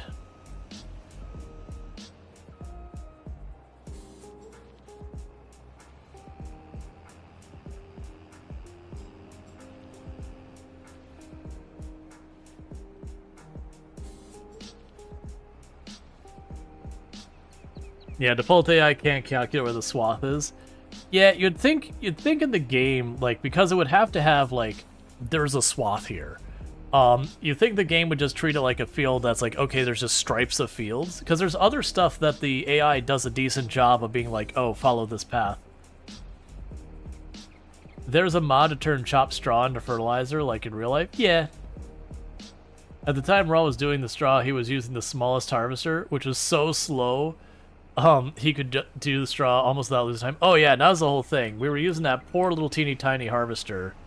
And the issue was we had, I think it was this harvester that came up on sale, like 60% off or 40% off or whatever the heck it was. And it was like, okay, I'm looking at like 2 whole extra seasons of saving to buy the harvester. Or I can get this now, but I'm going to have to sell equipment I'm using. And it was like a matter of if I could get rid of enough equipment that I could make it happen, which I could, and I just basically got rid of my stuff for growing. Like, it wasn't, we had like the smallest little lawnmower, we had a small little foraging small little baler, and we had the automatic baler wagon or whatever, which was actually worth an okay amount. And so I got rid of all of those, and I think I can't remember if I got rid of the sheep at the same time to make it happen, because we had like the tiniest little sheep pen. Because I happened to have just about everything I needed to take care of sheep before that. So I was like, okay, I'll get the tiny little mower. And then the sheep and all that. I am amused that Automod jumped on that, because obviously that's okay. Alright.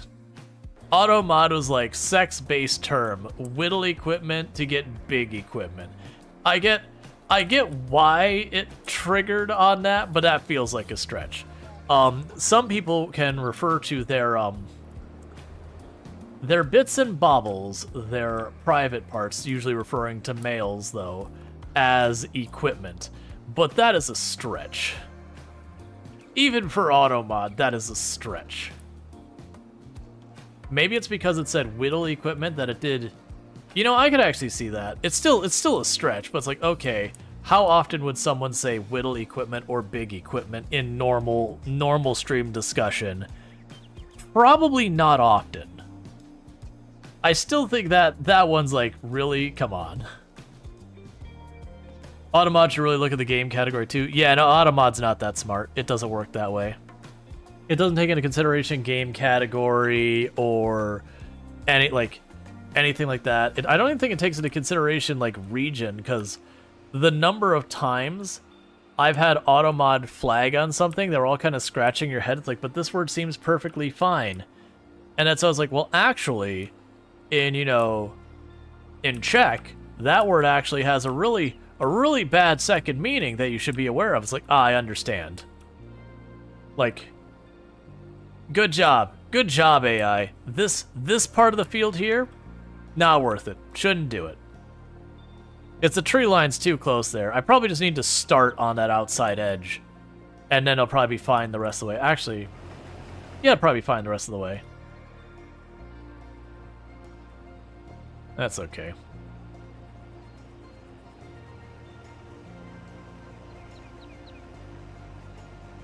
But yeah, no, there's definitely times that, like, there are words that are perfectly fine in most places that you go to one place, it's like, oh, that has a secondary meaning that I can understand, which being like, well, we don't know what, like, if you're, for example, someone who was in that region where the word is, like, really bad, you know, you'd want it to flag, but it doesn't consider anything like that. Like how you say in you say how in Romanian? It will trigger the mods in English chat? I have no idea, but okay. But yeah, that stuff does happen. Like there's we've talked about, there's words that are considered like perfectly normal, acceptable, not even like really that bad words in certain places in English that are like the big like top 10 you do not say this word to other people kind of words in other places. Like just straight up, it's like it's the word you say in public and you just see like some mother's eyes widen and like, you know, holds her kid's ears and, you know, someone's like, why I never like level of bad word. But in our place, like, no, it's just, you know, you probably wouldn't say it in front of like kids or whatever, but not that big thing. Had to look it up. Yeah, I have no idea what the word is, but yeah, no one surprised me. That happens a lot. That like stuff like language barriers, even if it is the same language but different regions, there's just sometimes words that are a real problem in some places.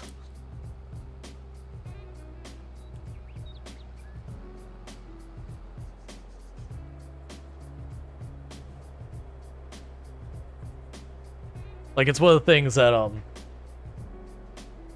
the C word in English is seen as like not that big a deal in places like Australia, but like in places like the US, there are few words in existence that are received worse. Like there is no company where someone is not gonna make a fuss over it. Even if it's a playful fuss, someone is gonna make a fuss over it. There's no difference between spelling or pronunciation of the English word. I see. Yep, I can see why that would flag. But it's just one of those things that even though I speak the same language, like one of those words is just like, that specific word is just like an absolute no. That is the kind of thing that you say in the office and you're walked out of your office. And they say, don't come back.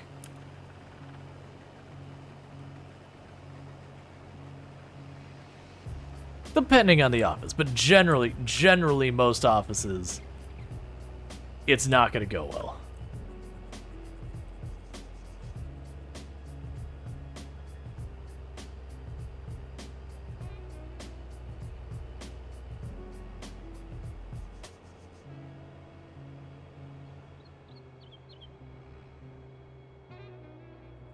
Depends on the person.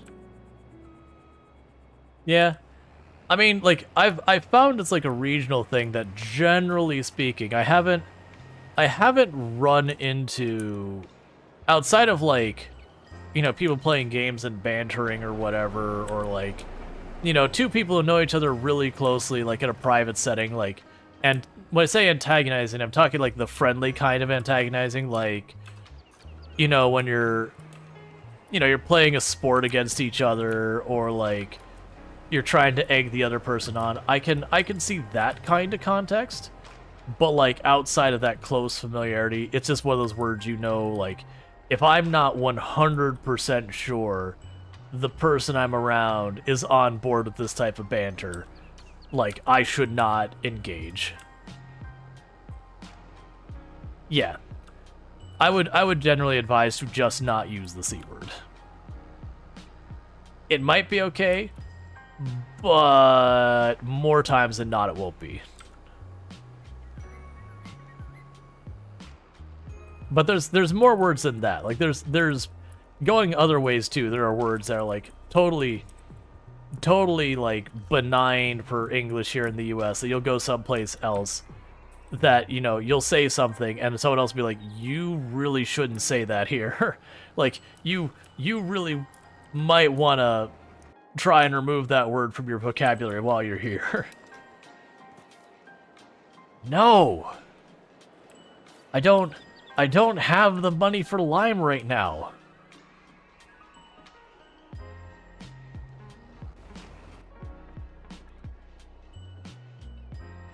All right, let's go over to our greenhouses while that's filling up.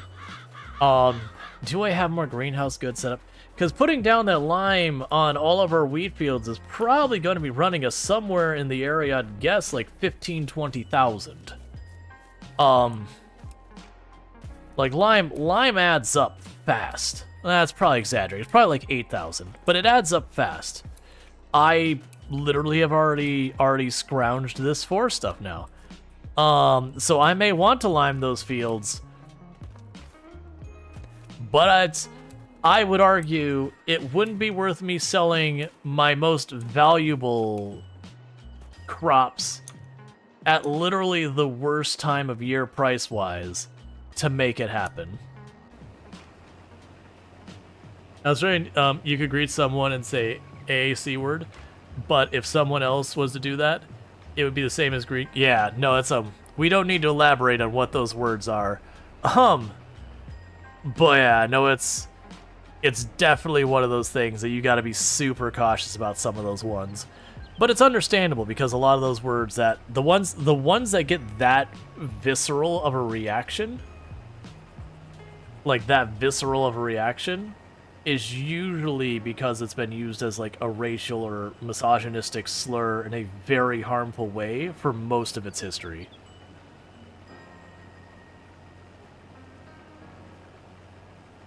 Sell 10% of the produce at a worth time for 50% boost in several fields might be worth it. Yeah, no, it's lime seems very basic to you, but Tish. Getting into our pH and acidity jokes.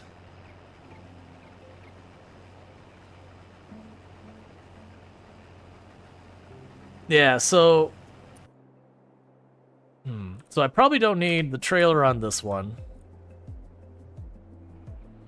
Let's go check the lime spreader and see what we've got in it, because I think I do have a full load of lime, which is probably enough to do that field, probably that field there.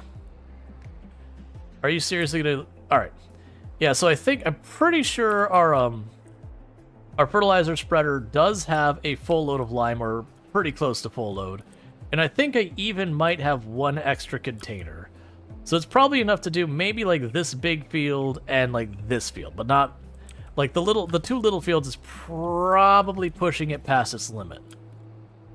So with all that, we probably won't be able to do that for all that. Like one of the things you like about precision farming is that while it forces you to lime every year, it overall uses less lime per pass. Gotcha.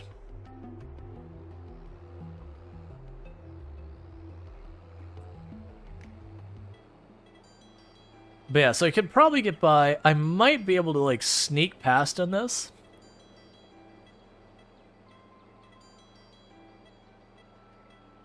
Because what I'm thinking I might be able to do here, I already know what you're going to do, and it's upsetting me. You're going to see that the rock is in the way, and you're going to only do, like, half of this row.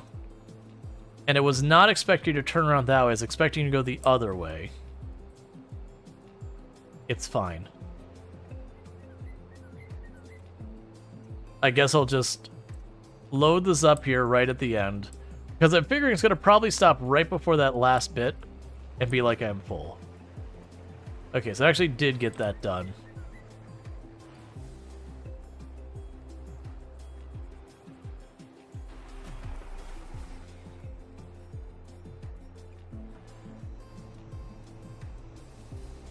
All right.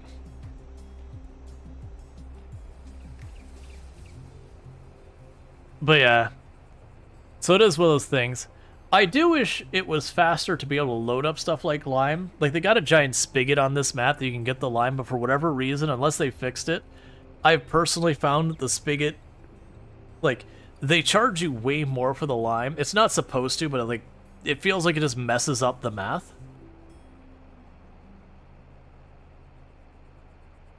Because I remember we did that where, like, I did the math for how much it cost me to buy all the containers of lime to then fill up, or it's either that or the fertilizer. And I'm like, all right, I'm going to use the spigot. And so to, like, buy all the fertilizer was something like 12,000 or whatever.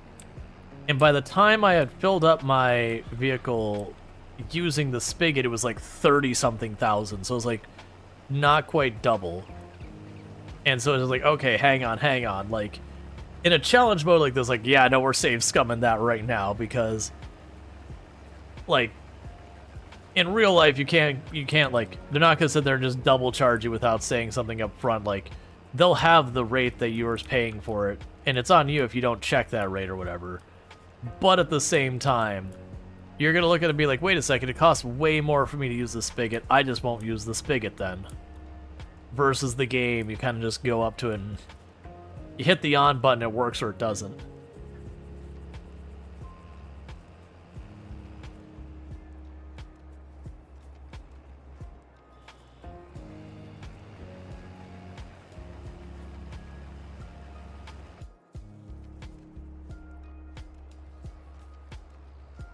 Alright. And you're getting pretty far in the cultivating, so that's good news.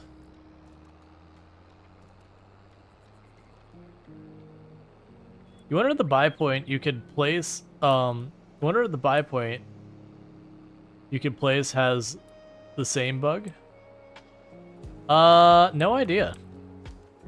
I've honestly never gotten to the point where I was placing, like, a place to grab water. I mean, we got the one that we grab water in the middle of the map, but I never had one where you had, like, the location where you can, like, buy point the like the lime and the seeds and all that. I know you can get it, and later on we would definitely want that as everything starts getting bigger and bigger.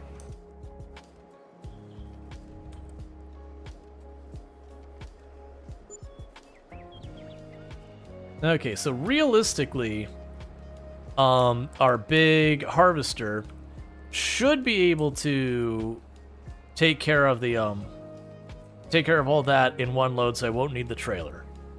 In the meantime, I'm gonna check to see what the lime wagon is at so far as, like, how full it is. If it's mostly full, we should be just okay. If it is mostly empty, that would present a problem.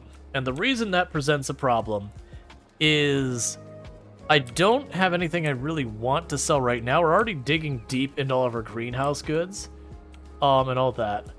But the Craig says, what doesn't make sense to you with the game is there's bill bags, pallets, or whatever for seeds, yet the difference in price is there with no difference. If it is available in bill bag, there's no reason to buy it in other way, as it's the cheapest. Yeah.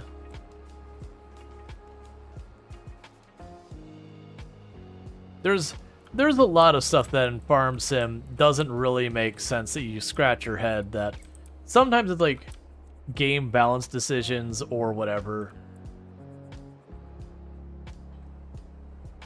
Oh, where I said I think I'm nearly full on lime? I am objectively wrong. That says 11%. I think those four, I can't remember if that's lime over there or that's solid fertilizer. I'm really worried it's probably solid fertilizer.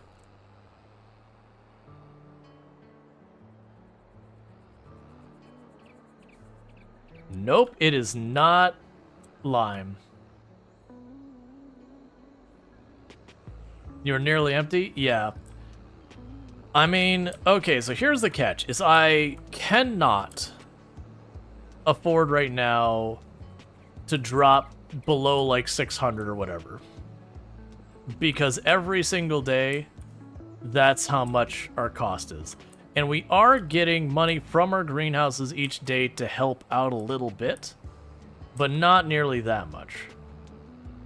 So let's take a quick inventory of our situation. So if we check our schedule, so tomorrow we plant the canola. The canola does not need lime. The next day we plant wheat. The wheat does need lime. So we could sell our greenhouse goods in both of these months to make that work. I'm gonna need to bring the trailer over there, aren't I? No, I'll just drive it back. Is the press running? Yes. Yeah, if you look at the press, we are getting, like you can see there's a tiny bit of canola oil in there. It's gonna take a little while to actually do that, but that's fine.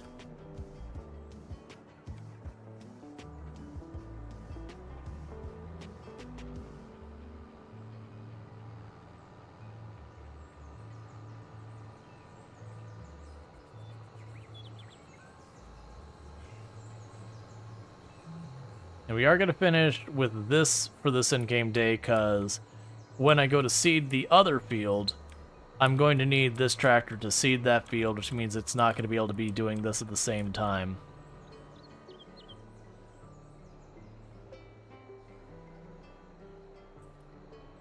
Yeah, no, it doesn't turn everything into oil. They each have their own categories.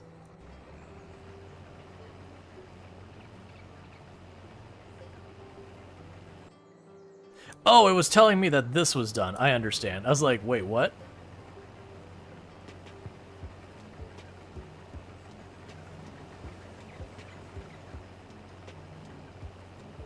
That's fine. It looks like this will almost be exactly 100% when we're done.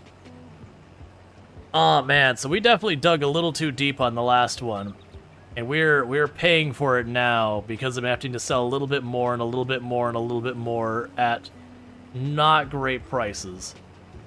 But every little bit we're getting closer to... Why would you stop right there? There's literally just like the tiny little tuft.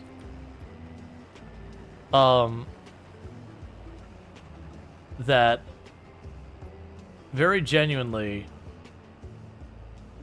we're selling a little bit more H1 that's gonna hurt us.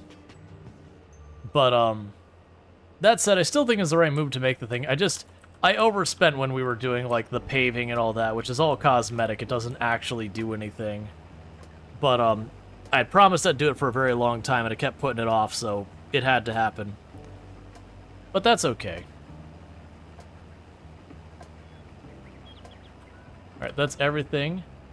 How much is the wheat worth? Like, just selling it as wheat? We would take a huge loss at selling it as wheat as opposed to working it all the way up to bread.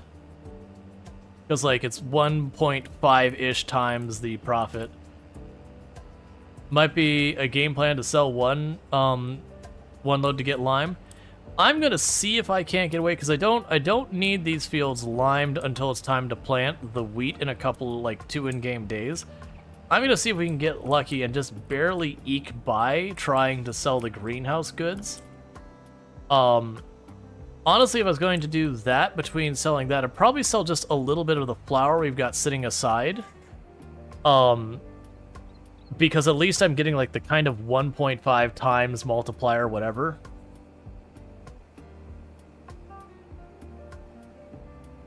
Versus selling the flour before I apply that multiplier.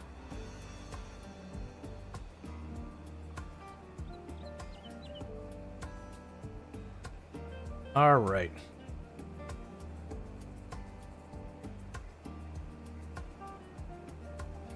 And I'm gonna make a decision which probably might not be the best decision.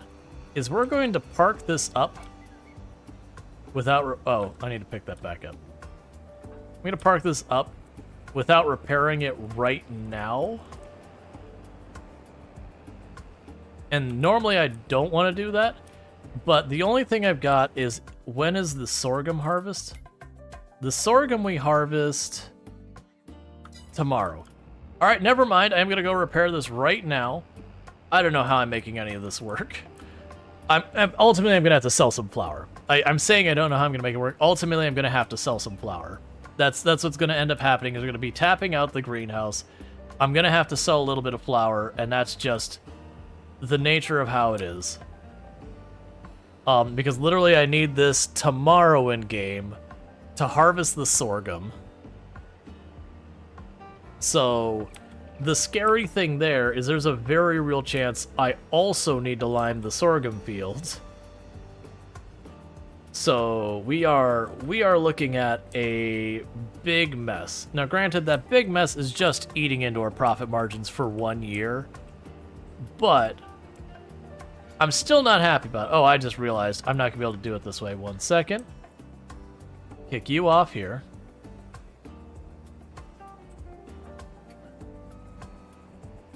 Fold you up.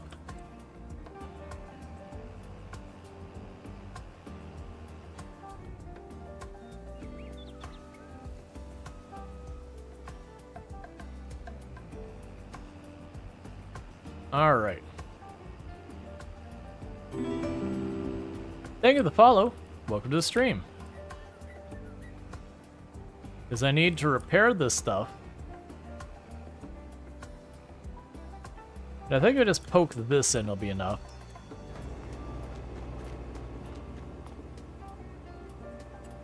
Alright, so repair you. Repair you.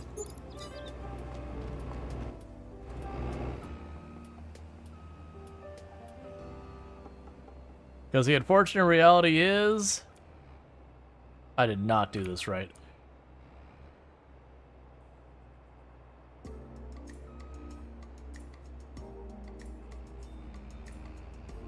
The unfortunate reality is, I need to do this again tomorrow. Time to invest in a home tool set? No, it's just, that's not what I need to do.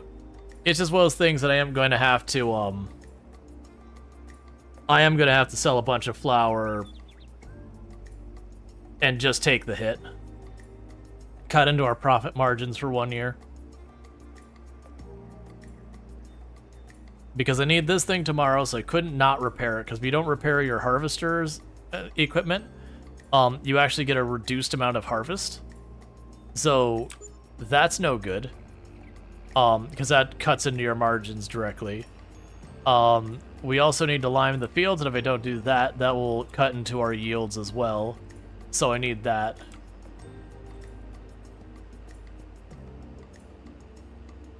Yeah, no, that was the thing. It was too much of the construction size. Putting down the grass that really hurt us more than anything. When I went to put down that grass, I didn't notice how much more expensive it was than the other painting I was doing. So I ate up, several tens of thousands of dollars really quick. Luckily, I noticed it while I still had like $19,000, $20,000 left, so I could keep at least a lot of the processes going. But we have tapped out our funds. But that's the big part of this challenge, is you never are sitting there with abundance of money just sitting around. Because if you did have an abundance of money sitting around and you weren't using it, then, it's like you're slowing down your entire progression. That it really is about trying to increase your profit margin, not your margins necessarily, increase your profit every year to try and get yourself to the point where you're not struggling.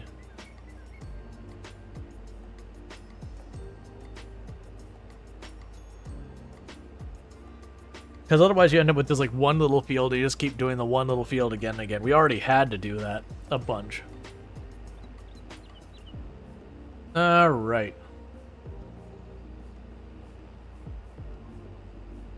So I'm just going to park this over here for right now.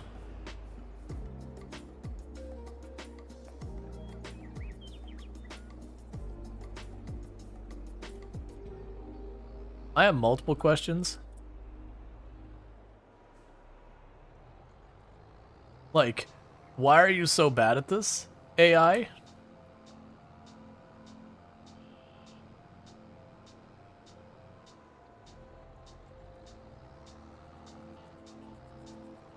Can you guesstimate the size of the canola field? No, not really. Especially with it being such an irregular shape.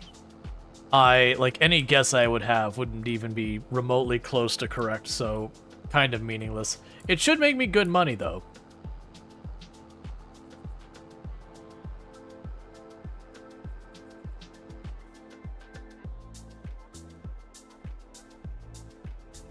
Yeah, I figured as much, but I also wanted to...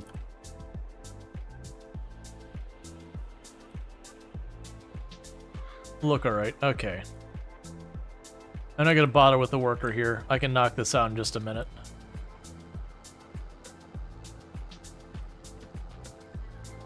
We can get that all sorted real fast, and that'll be good news.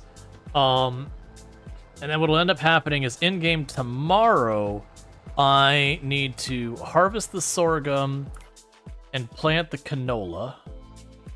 Yeah, so we harvest the sorghum, we plant the canola, and then the next day I need to plant the wheat. And once that's done, I just gotta ride out the last little bit of the, like, the last couple days of the year with, like, no expenses. Then after those last couple days of the year, then we're talking,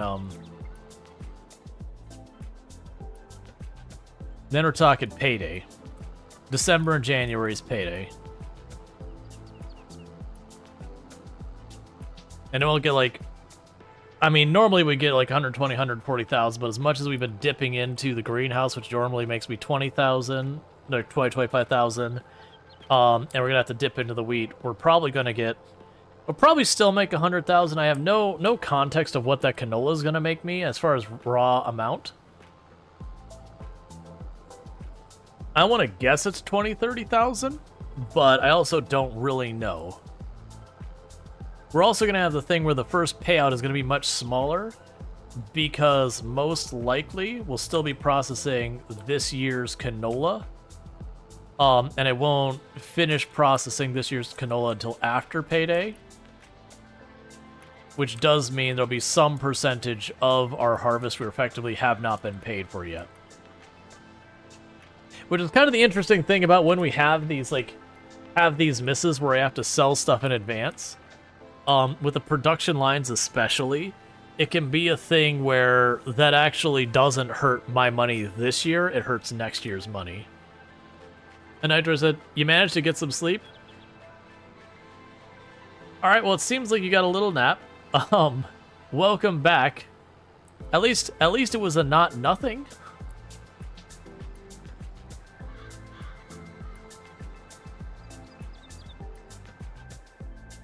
I've had those nights. It's not fun. Yeah, it's gonna be one more pass either way, so no reason to be like picky about trying to micro that.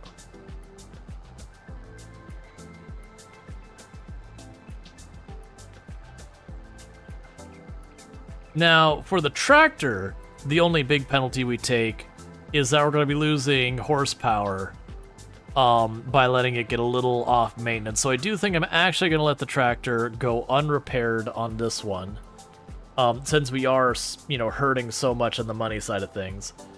I am going to deliberately try and delay selling stuff as long as I can, because every month we get closer to December, I'm going to get just a bit better payout. So we're going to just do what we can to sell as little as we have to stay above. Alright. And then that'll finish everything for this in-game day.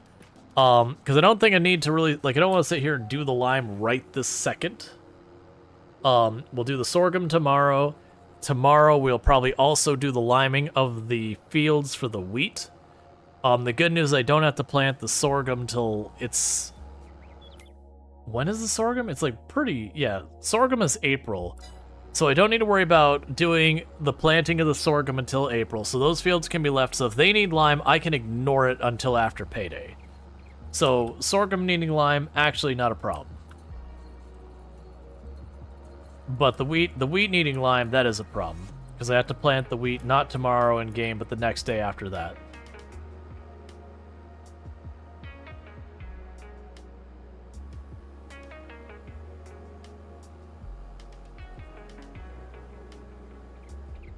All right.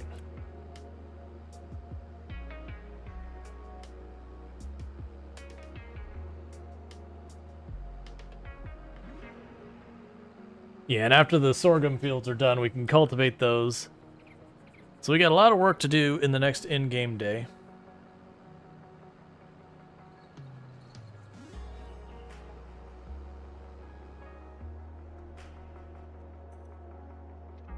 Make sure everyone's engines are off. Yes, they are.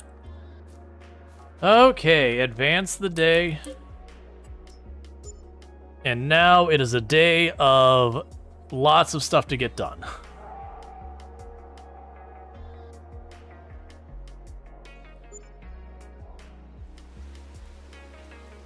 Don't stay raining.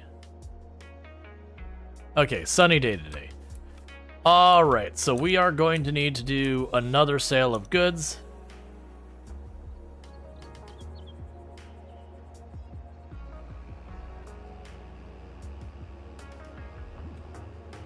To keep our workers working. What does rain impact? If you are harvesting during rain, you take a penalty on how much crops you get. Your yield goes down. Because the idea is you're getting like stuff sticking together, all that stuff's not working quite the way you want it. So we don't want to harvest during the rain. Basically what happens if it rains, we just wait until the rain passes. Because the good news in this game is generally you never have a day that it rains the entire day. Since in a lot of ways, an in-game day represents a month.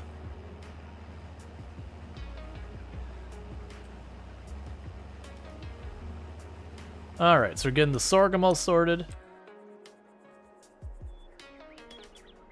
Alright. So let's race down here. Just got Farm Sim today. Any beginner tips? So loading up on a map that they have, if you go to the left here, these contracts down here, that's a good place to start. Because then you can sit there and be like, okay, you know, do this thing. It'll be like, plow this field, do this other thing. There is the very first map on the list. I can't remember what the name of it is off the top of my head. If you choose the beginner mode on that one, it gives you a tutorial, and I'd put that in kind of in air quotes. It's just like, here's how you plow a field. It doesn't really teach you how to go through like when you need to plow a field, when you need to do this kind of stuff, when you need to do that. Farm Sim is actually pretty bad about teaching you all those things. But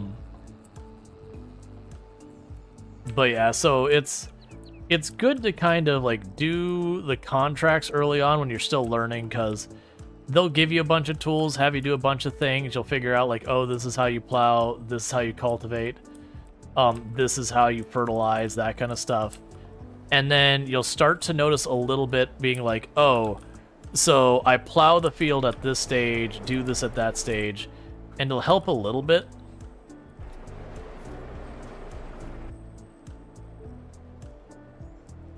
Alright, give me my last two here. Come on, I gotta spit out two more. But, it'll help with all that stuff. There they are. I had to just get out. So I'm gonna spit that out there. Before we start selling our flour, let's see what I can get out of the greenhouses here. I do fully expect that.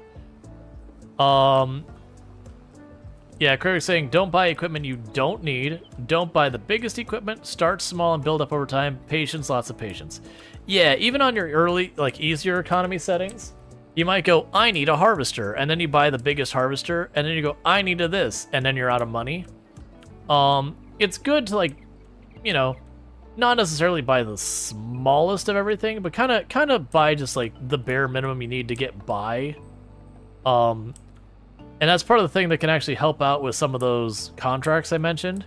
You'll start to get a feel for what equipment you do and don't need for different processes. There'll be like a plow, because sometimes they genuinely will give you like not great equipment for doing it. So it is also a way to be like, is this piece of equipment any good?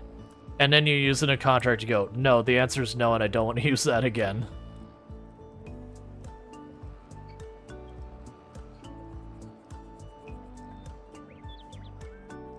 Another thing is to not sweat it if you're missing stuff. Like, don't sweat if you're not, like, min-maxing your profits or anything like that. That's fine. Like, as long as at the end of the day, you know, money counter's going up, you're still doing all right. You can always do contracts, so that's fine.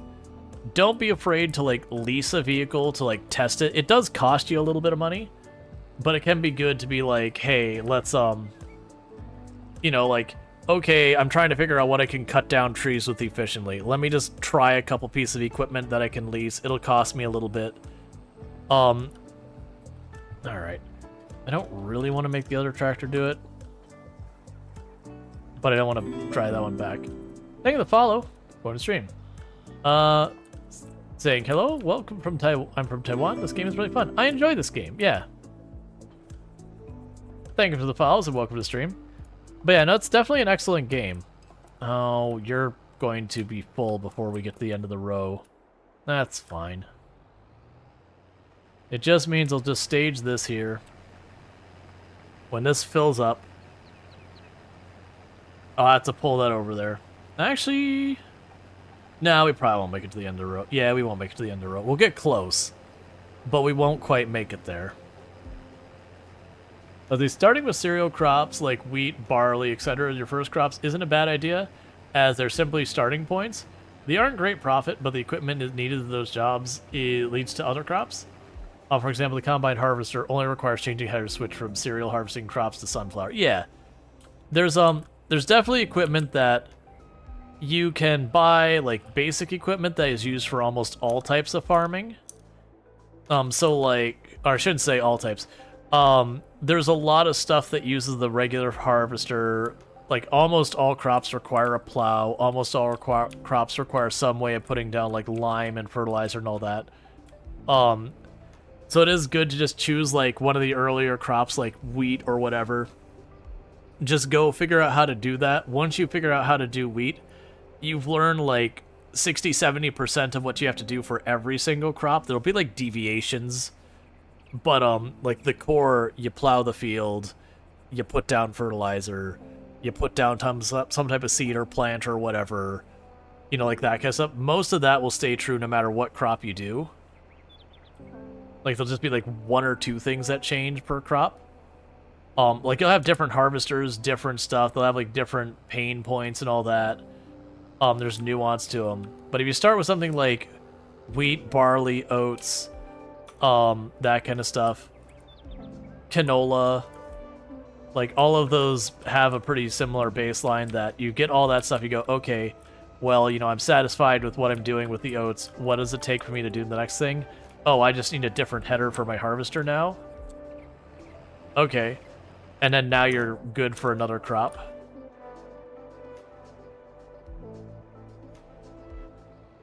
Yeah, so I can go a long way. I don't want to use this blue tractor any more than I need to here. So I'm going to literally just not drop that off yet. I'm going to try and take... Can I stack both these at once? I think I can. We're going to have to sell a load of the flour. I hate doing this because selling this right now is about as bad of profit as I can get for this good. But my bank account is pretty much donezo. I overspent this last cycle. So we're still, when I say we're taking a loss, we're not actually losing money. We're taking a loss on we could be making way more money than I'm going to make because I'm selling this early. But it's fine.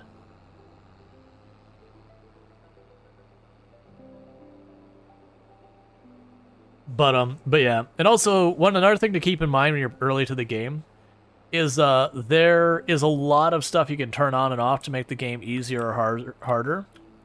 So when you play the game by default, you've got, like, you plant stuff during the green area. So you're like, okay, wheat, I planted in September, I harvest in July.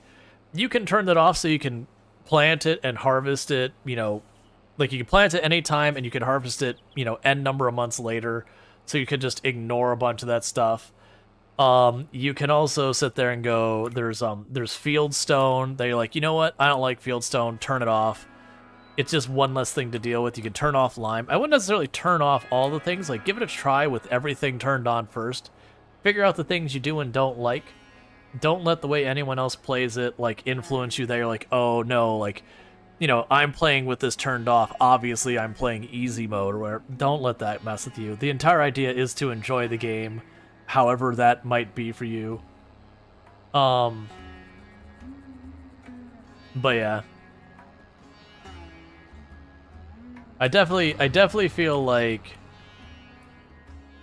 choosing a map that already has existing farms when you begin is probably the better play at the beginning.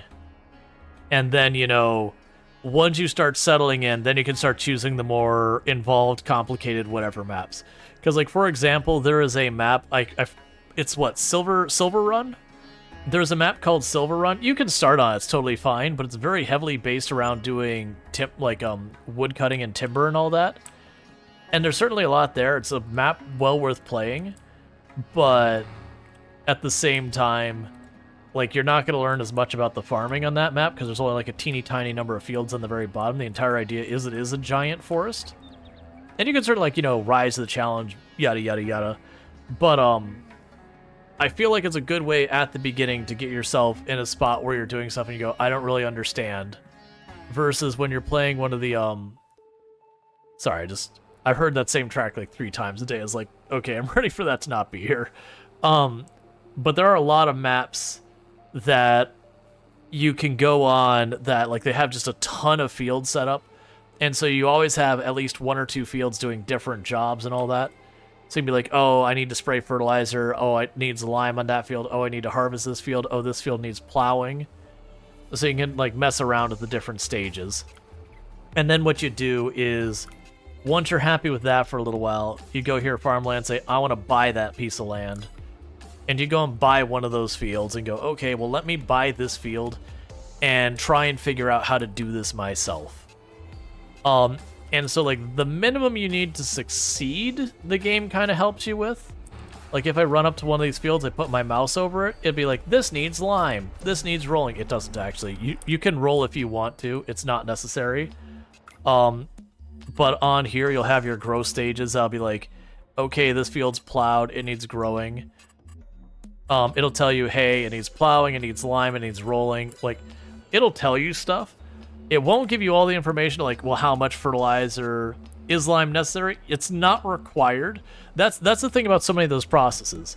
Like, where it says it needs lime, I can choose to not put lime in it, and what ends up ultimately happening is it means I make about 15% less profit, or less revenue, because I'm making 15% less yield. But if you're still profitable, it's not that big a deal. It's the same with rolling. Each pass and rolling is, I think, is there 2.5 or 5% yield? Up to 100%. You can't go over 100% without involving, like, mods, even if they're official mods. Alright, so what I'm going to do is I'm going to drop that off. Yeah, 5% each. Right, so all these things are not required to go, but if you do them, you get a little bit more out of your time. So it's worth doing in the long run, but if you are still learning, don't sweat it if you miss something like that.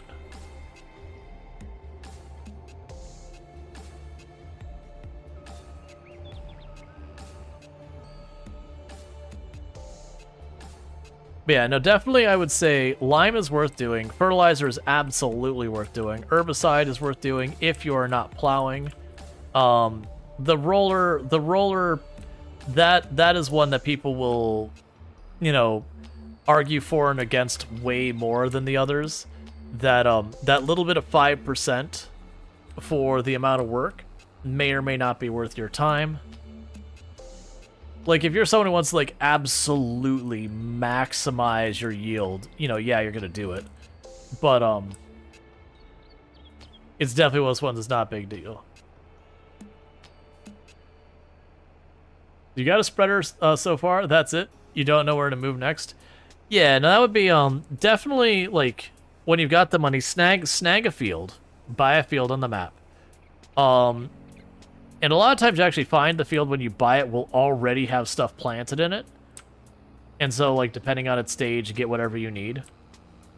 But yeah, so what you'll end up doing is, like, plowing a field. It's plow or cultivate a field, but you, like, plow a field, that kind of thing. And then, you know, like, you know, plant some crops, do those things.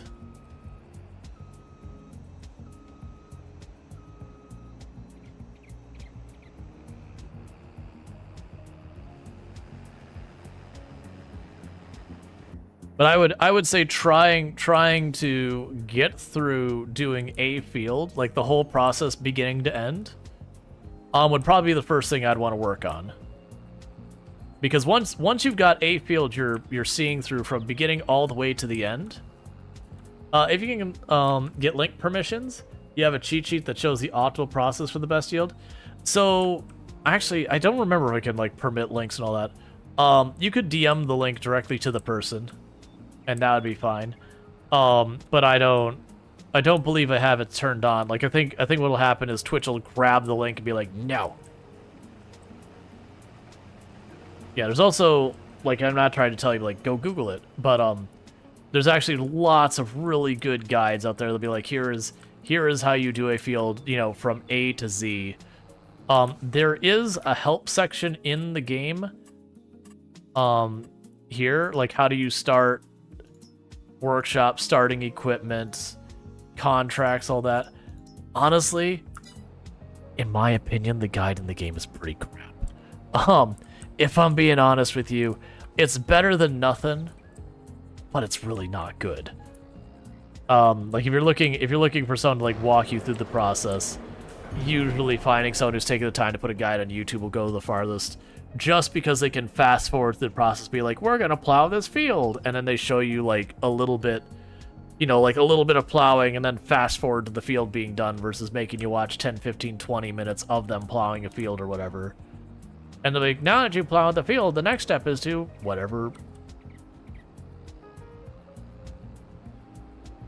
The guide is so good, it's almost worth forgetting it exists. Do you mean, like, yeah, no, unfortunately, this is, the things I will say are negatives with Farm Sim, is the documentation in the game is bad.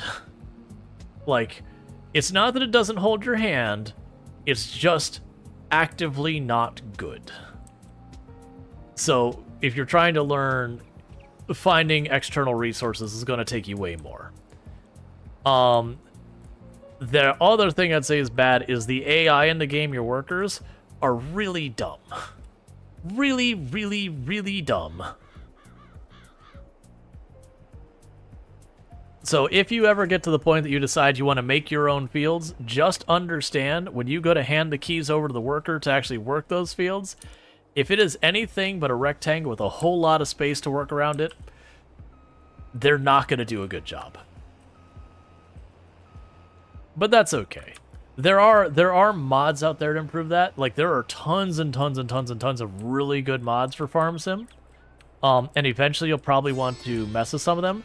I would suggest not getting a bunch of the mods until you played a little bit.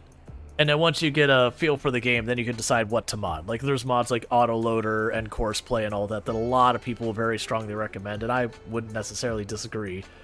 But it is one of those things that I generally recommend. Play the game as it is to start with, then start looking at mods. Otherwise, you can get in the weeds that there's a lot of mods that actually make the game way more complicated. Like, they make it more efficient, but more complicated. So, like, I feel like if you're, like, day one and you grab Course Play, your eyes are going to gloss over as you're trying to figure out how all this stuff works. And that's not like an insult to people. It's just, it's taking something and adding a lot of complexity that is worth doing at some stage if you want to do that. But probably start with what's there.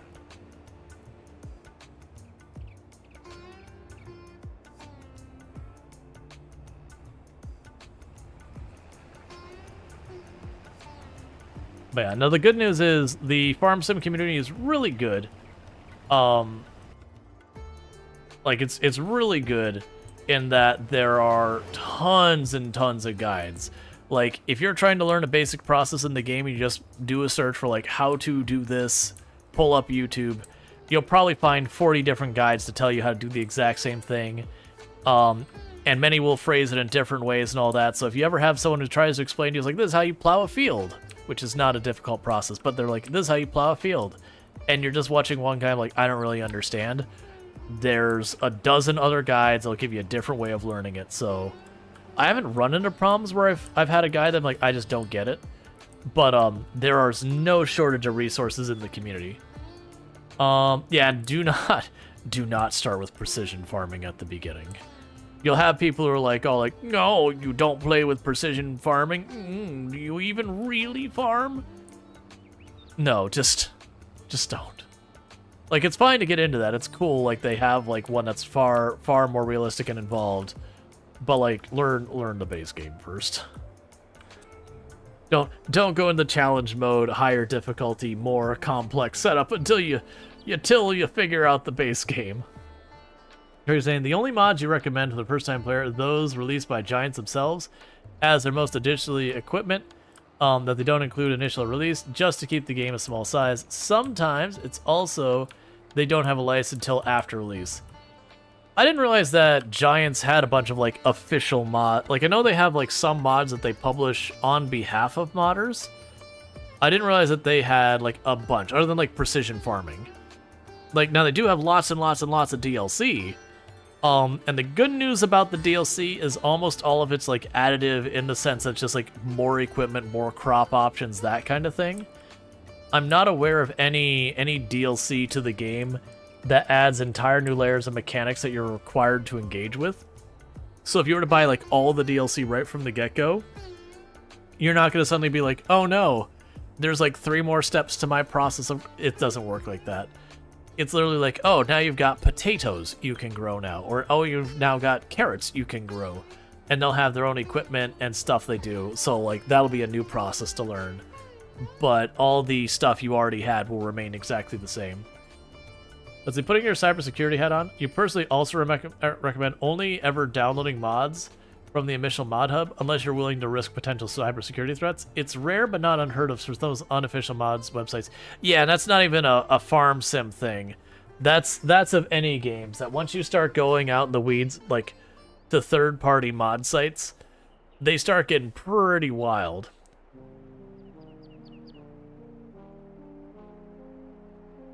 That's interesting. I wasn't aware of the fact that like Giants just added a whole bunch of equipment to their mod hub that they just didn't include in the game. Because I always would have figured what they would have done is they would have done like a DLC pack that's just like the tractors pack that's just, you know, oh, we got a license for a bunch of tractors. Or do like a pack where it's like, okay, this is going to be the Volvo pack or the Honda pack or the whatever pack. You know, that's what I would have figured.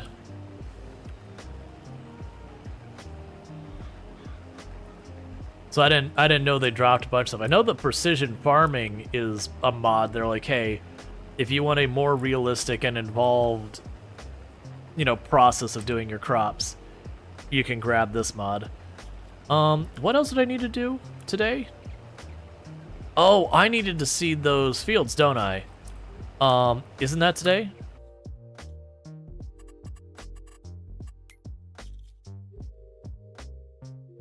No, it's just, I mean, yes, but not the fields I was thinking. So I just need to get the canola field seeded. So what I'm going to quickly do is while the harvester turns around, I'm going to grab the blue tractor, my big blue tractor, get the seeder on it, and get that going.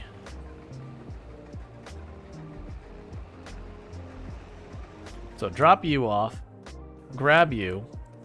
My seeder should be...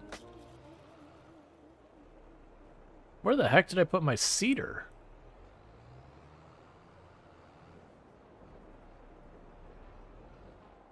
Normally I drop it off right there.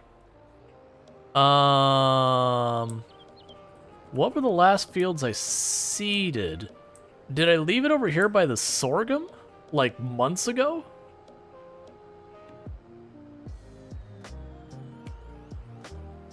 Let's see, over 90% of mods are all giants. Courseplay, GPS, free landscaping, lumberjack. Grass growing mod are the only mods that non-giants run. I was about to say, like, when you started listening, it's like, none of those mods sound like they were giants. I understand. You were listening to ones they were not responsible for. Yeah, I used to run lumberjack, like, when we were doing, like, Silver Run.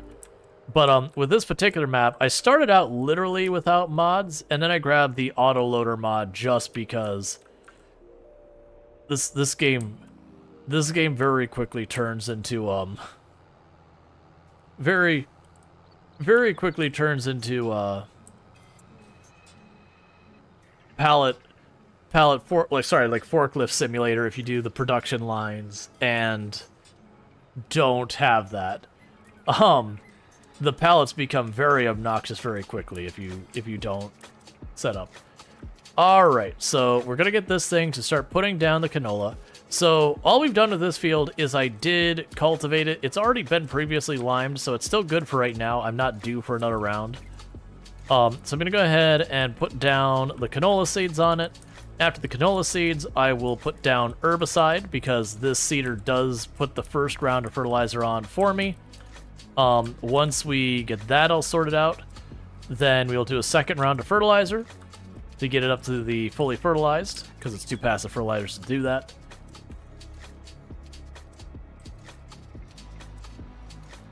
All right. And now I'll hand the keys over to the AI. They'll do a terrible job, and I'll have to clean it all up. But they will do it while I'm working, which saves me time, which does make it worth my while.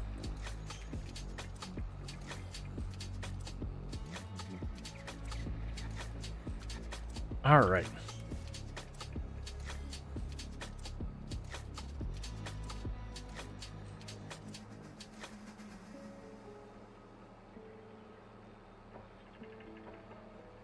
I'm really hoping we'll be able to take care of everything, because we sold, it was only one batch of flour we've sold prematurely so far, so we've sold all of our greenhouse stuff early, and one round of flour. So we're cutting ourselves probably down a good $15,000-$20,000 worth of profit we would have gotten otherwise, just because I'm selling at a bad time. But I needed the money to get our lime and all that sorted. So that's... Again, it's not actually as bad as I'm making it out to be, like, where I'm sitting there going, oh my god, what am I doing? Like, you know, it's so terrible. It's like, okay, but really, it's costing us, like, maybe 10% of our profit. Which is still not great, but it's still only 10%. Let's see, does equipment wear and repair costs vary? Or is that pretty much just the runtime? So, you have kind of two different things that go on to it. So when it comes to the rate in which equipment builds up, you know, damage that needs to be repaired, that is based on your runtime, primarily, if I'm not mistaken. The age of the vehicle, I can't remember if that factors in. I do know the age of your vehicle does factor into its value or whatever. Like how much it's worth and all that. But it's the wear and tear is the big one. And it's very important to repair your stuff. Some stuff isn't too terrible. That so far as, like some stuff isn't particularly terrible to let have a little bit of wear and tear. That all it does is, like, you know, hurt your, like, top speed or whatever. But a lot of the machines, when you get them worn, have real severe penalties. For example, this harvester. If I let the harvester take a bunch of damage, it literally hurts how much yield I get out of the crops from the harvester. The idea being, like, you know, the poor situation is, like, it leaves crops in the ground, it doesn't pick them up right, they fall out, whatever the justification is, it literally reduces the yield of your harvester. So it is directly hurting your income. The dirtier the equipment, the faster paint wears off. The more paint that is worn off, the quicker the equipment will become wear in either person. I did not know that.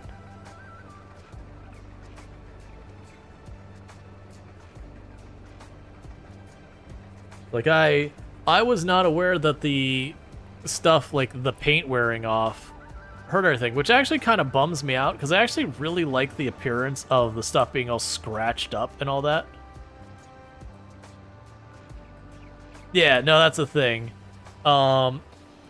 Yeah, also for me, I don't repair the paint because I actually like the aesthetic. Like, I don't like when the tractor looks brand new and painted. I like it all scratched up and dinged up where it looks like, you know, it's actually been used.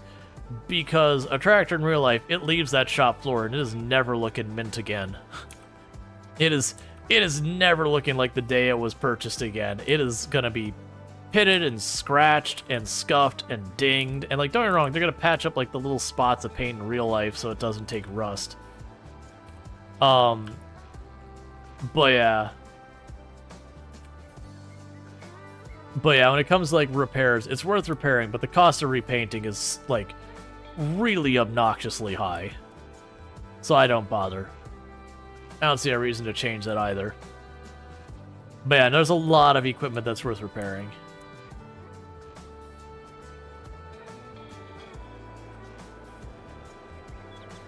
Let's see, depends on what and where it combines. Around here, look brand new before every season.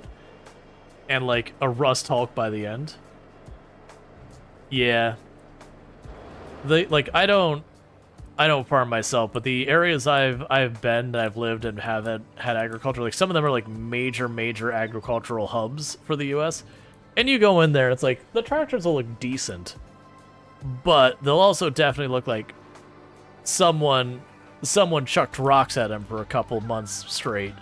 Where it's just like a lot of little dings and scratches and stuff like that. Nothing serious like some fender bent out of shape or anything like that. Just, you know, a little bit of wear and tear. Like corners of the paint will be scratched up and off. Usually the corners, so far as like the front fenders, will be all scratched up where the crops have all like beaten on it again and again and just, you know, start chipping up the paint. You know, like, don't get me wrong, in real life you'd certainly want to like go in and, I said, again, like do a touch up to avoid things taking rust or whatever. But in the video game, like, I keep my stuff at maximum scuzz. Because to me, this is a tractor that's actually done some work. This looks like how I imagine a tractor looks a lot of times. Just in general.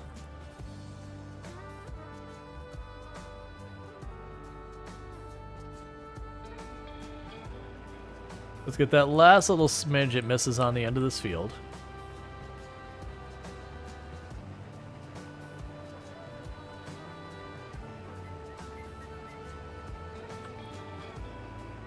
Like, honestly, I would love for them to let these things get even more scratched up and beaten.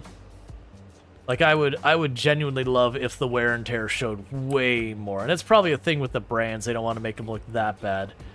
But like, even this, where I've been using this combine for year after year after year, it wouldn't look this nice. Not without like some serious like paint job or whatever. It would be scratched up way more than that.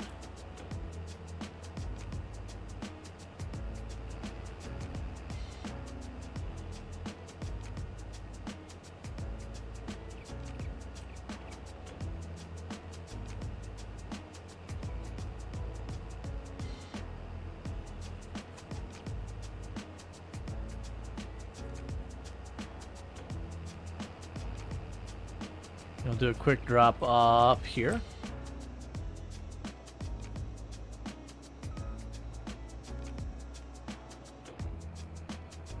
But yeah, no, that's there's a lot of games that's actually one of the complaints I give. Like, I remember back in the day there was, you know, I play some racing games and all that. And that was honestly one of my big reoccurring complaints about a lot of those racing games, is they would have brand deals with like actual car makers. So you'd have like your Dodge whatever, your Acura whatever, like whatever their like sporty race car kind of thing was. And for the longest time, they weren't allowed to show any like meaningful damage. Like they'd sit there and you'd bounce off and maybe it'd show a dent or like a little scratch, like a texture would change and that's it. But nothing substantial. And that always bothered me a lot. Like, it's one thing when we didn't have the tech to really do that well. Sure. Makes sense. We don't have the technology to, like, change a bunch of things out and make it look good. But then way later we were getting all that, and they had all these things like Need for Speed where they just weren't allowed to make the things look that damaged. So you'd go in your car, would have like a ding, and it'd be like, you're broke down. And like, really? It's like, my car looks brand new, like it just came off the lot. Alright. So what is going to happen here?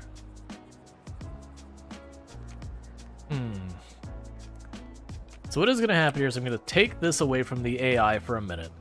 Because we are getting to about that time, and I don't really want to go long today, because there's honestly a chance I'm probably going to go long on stream tomorrow.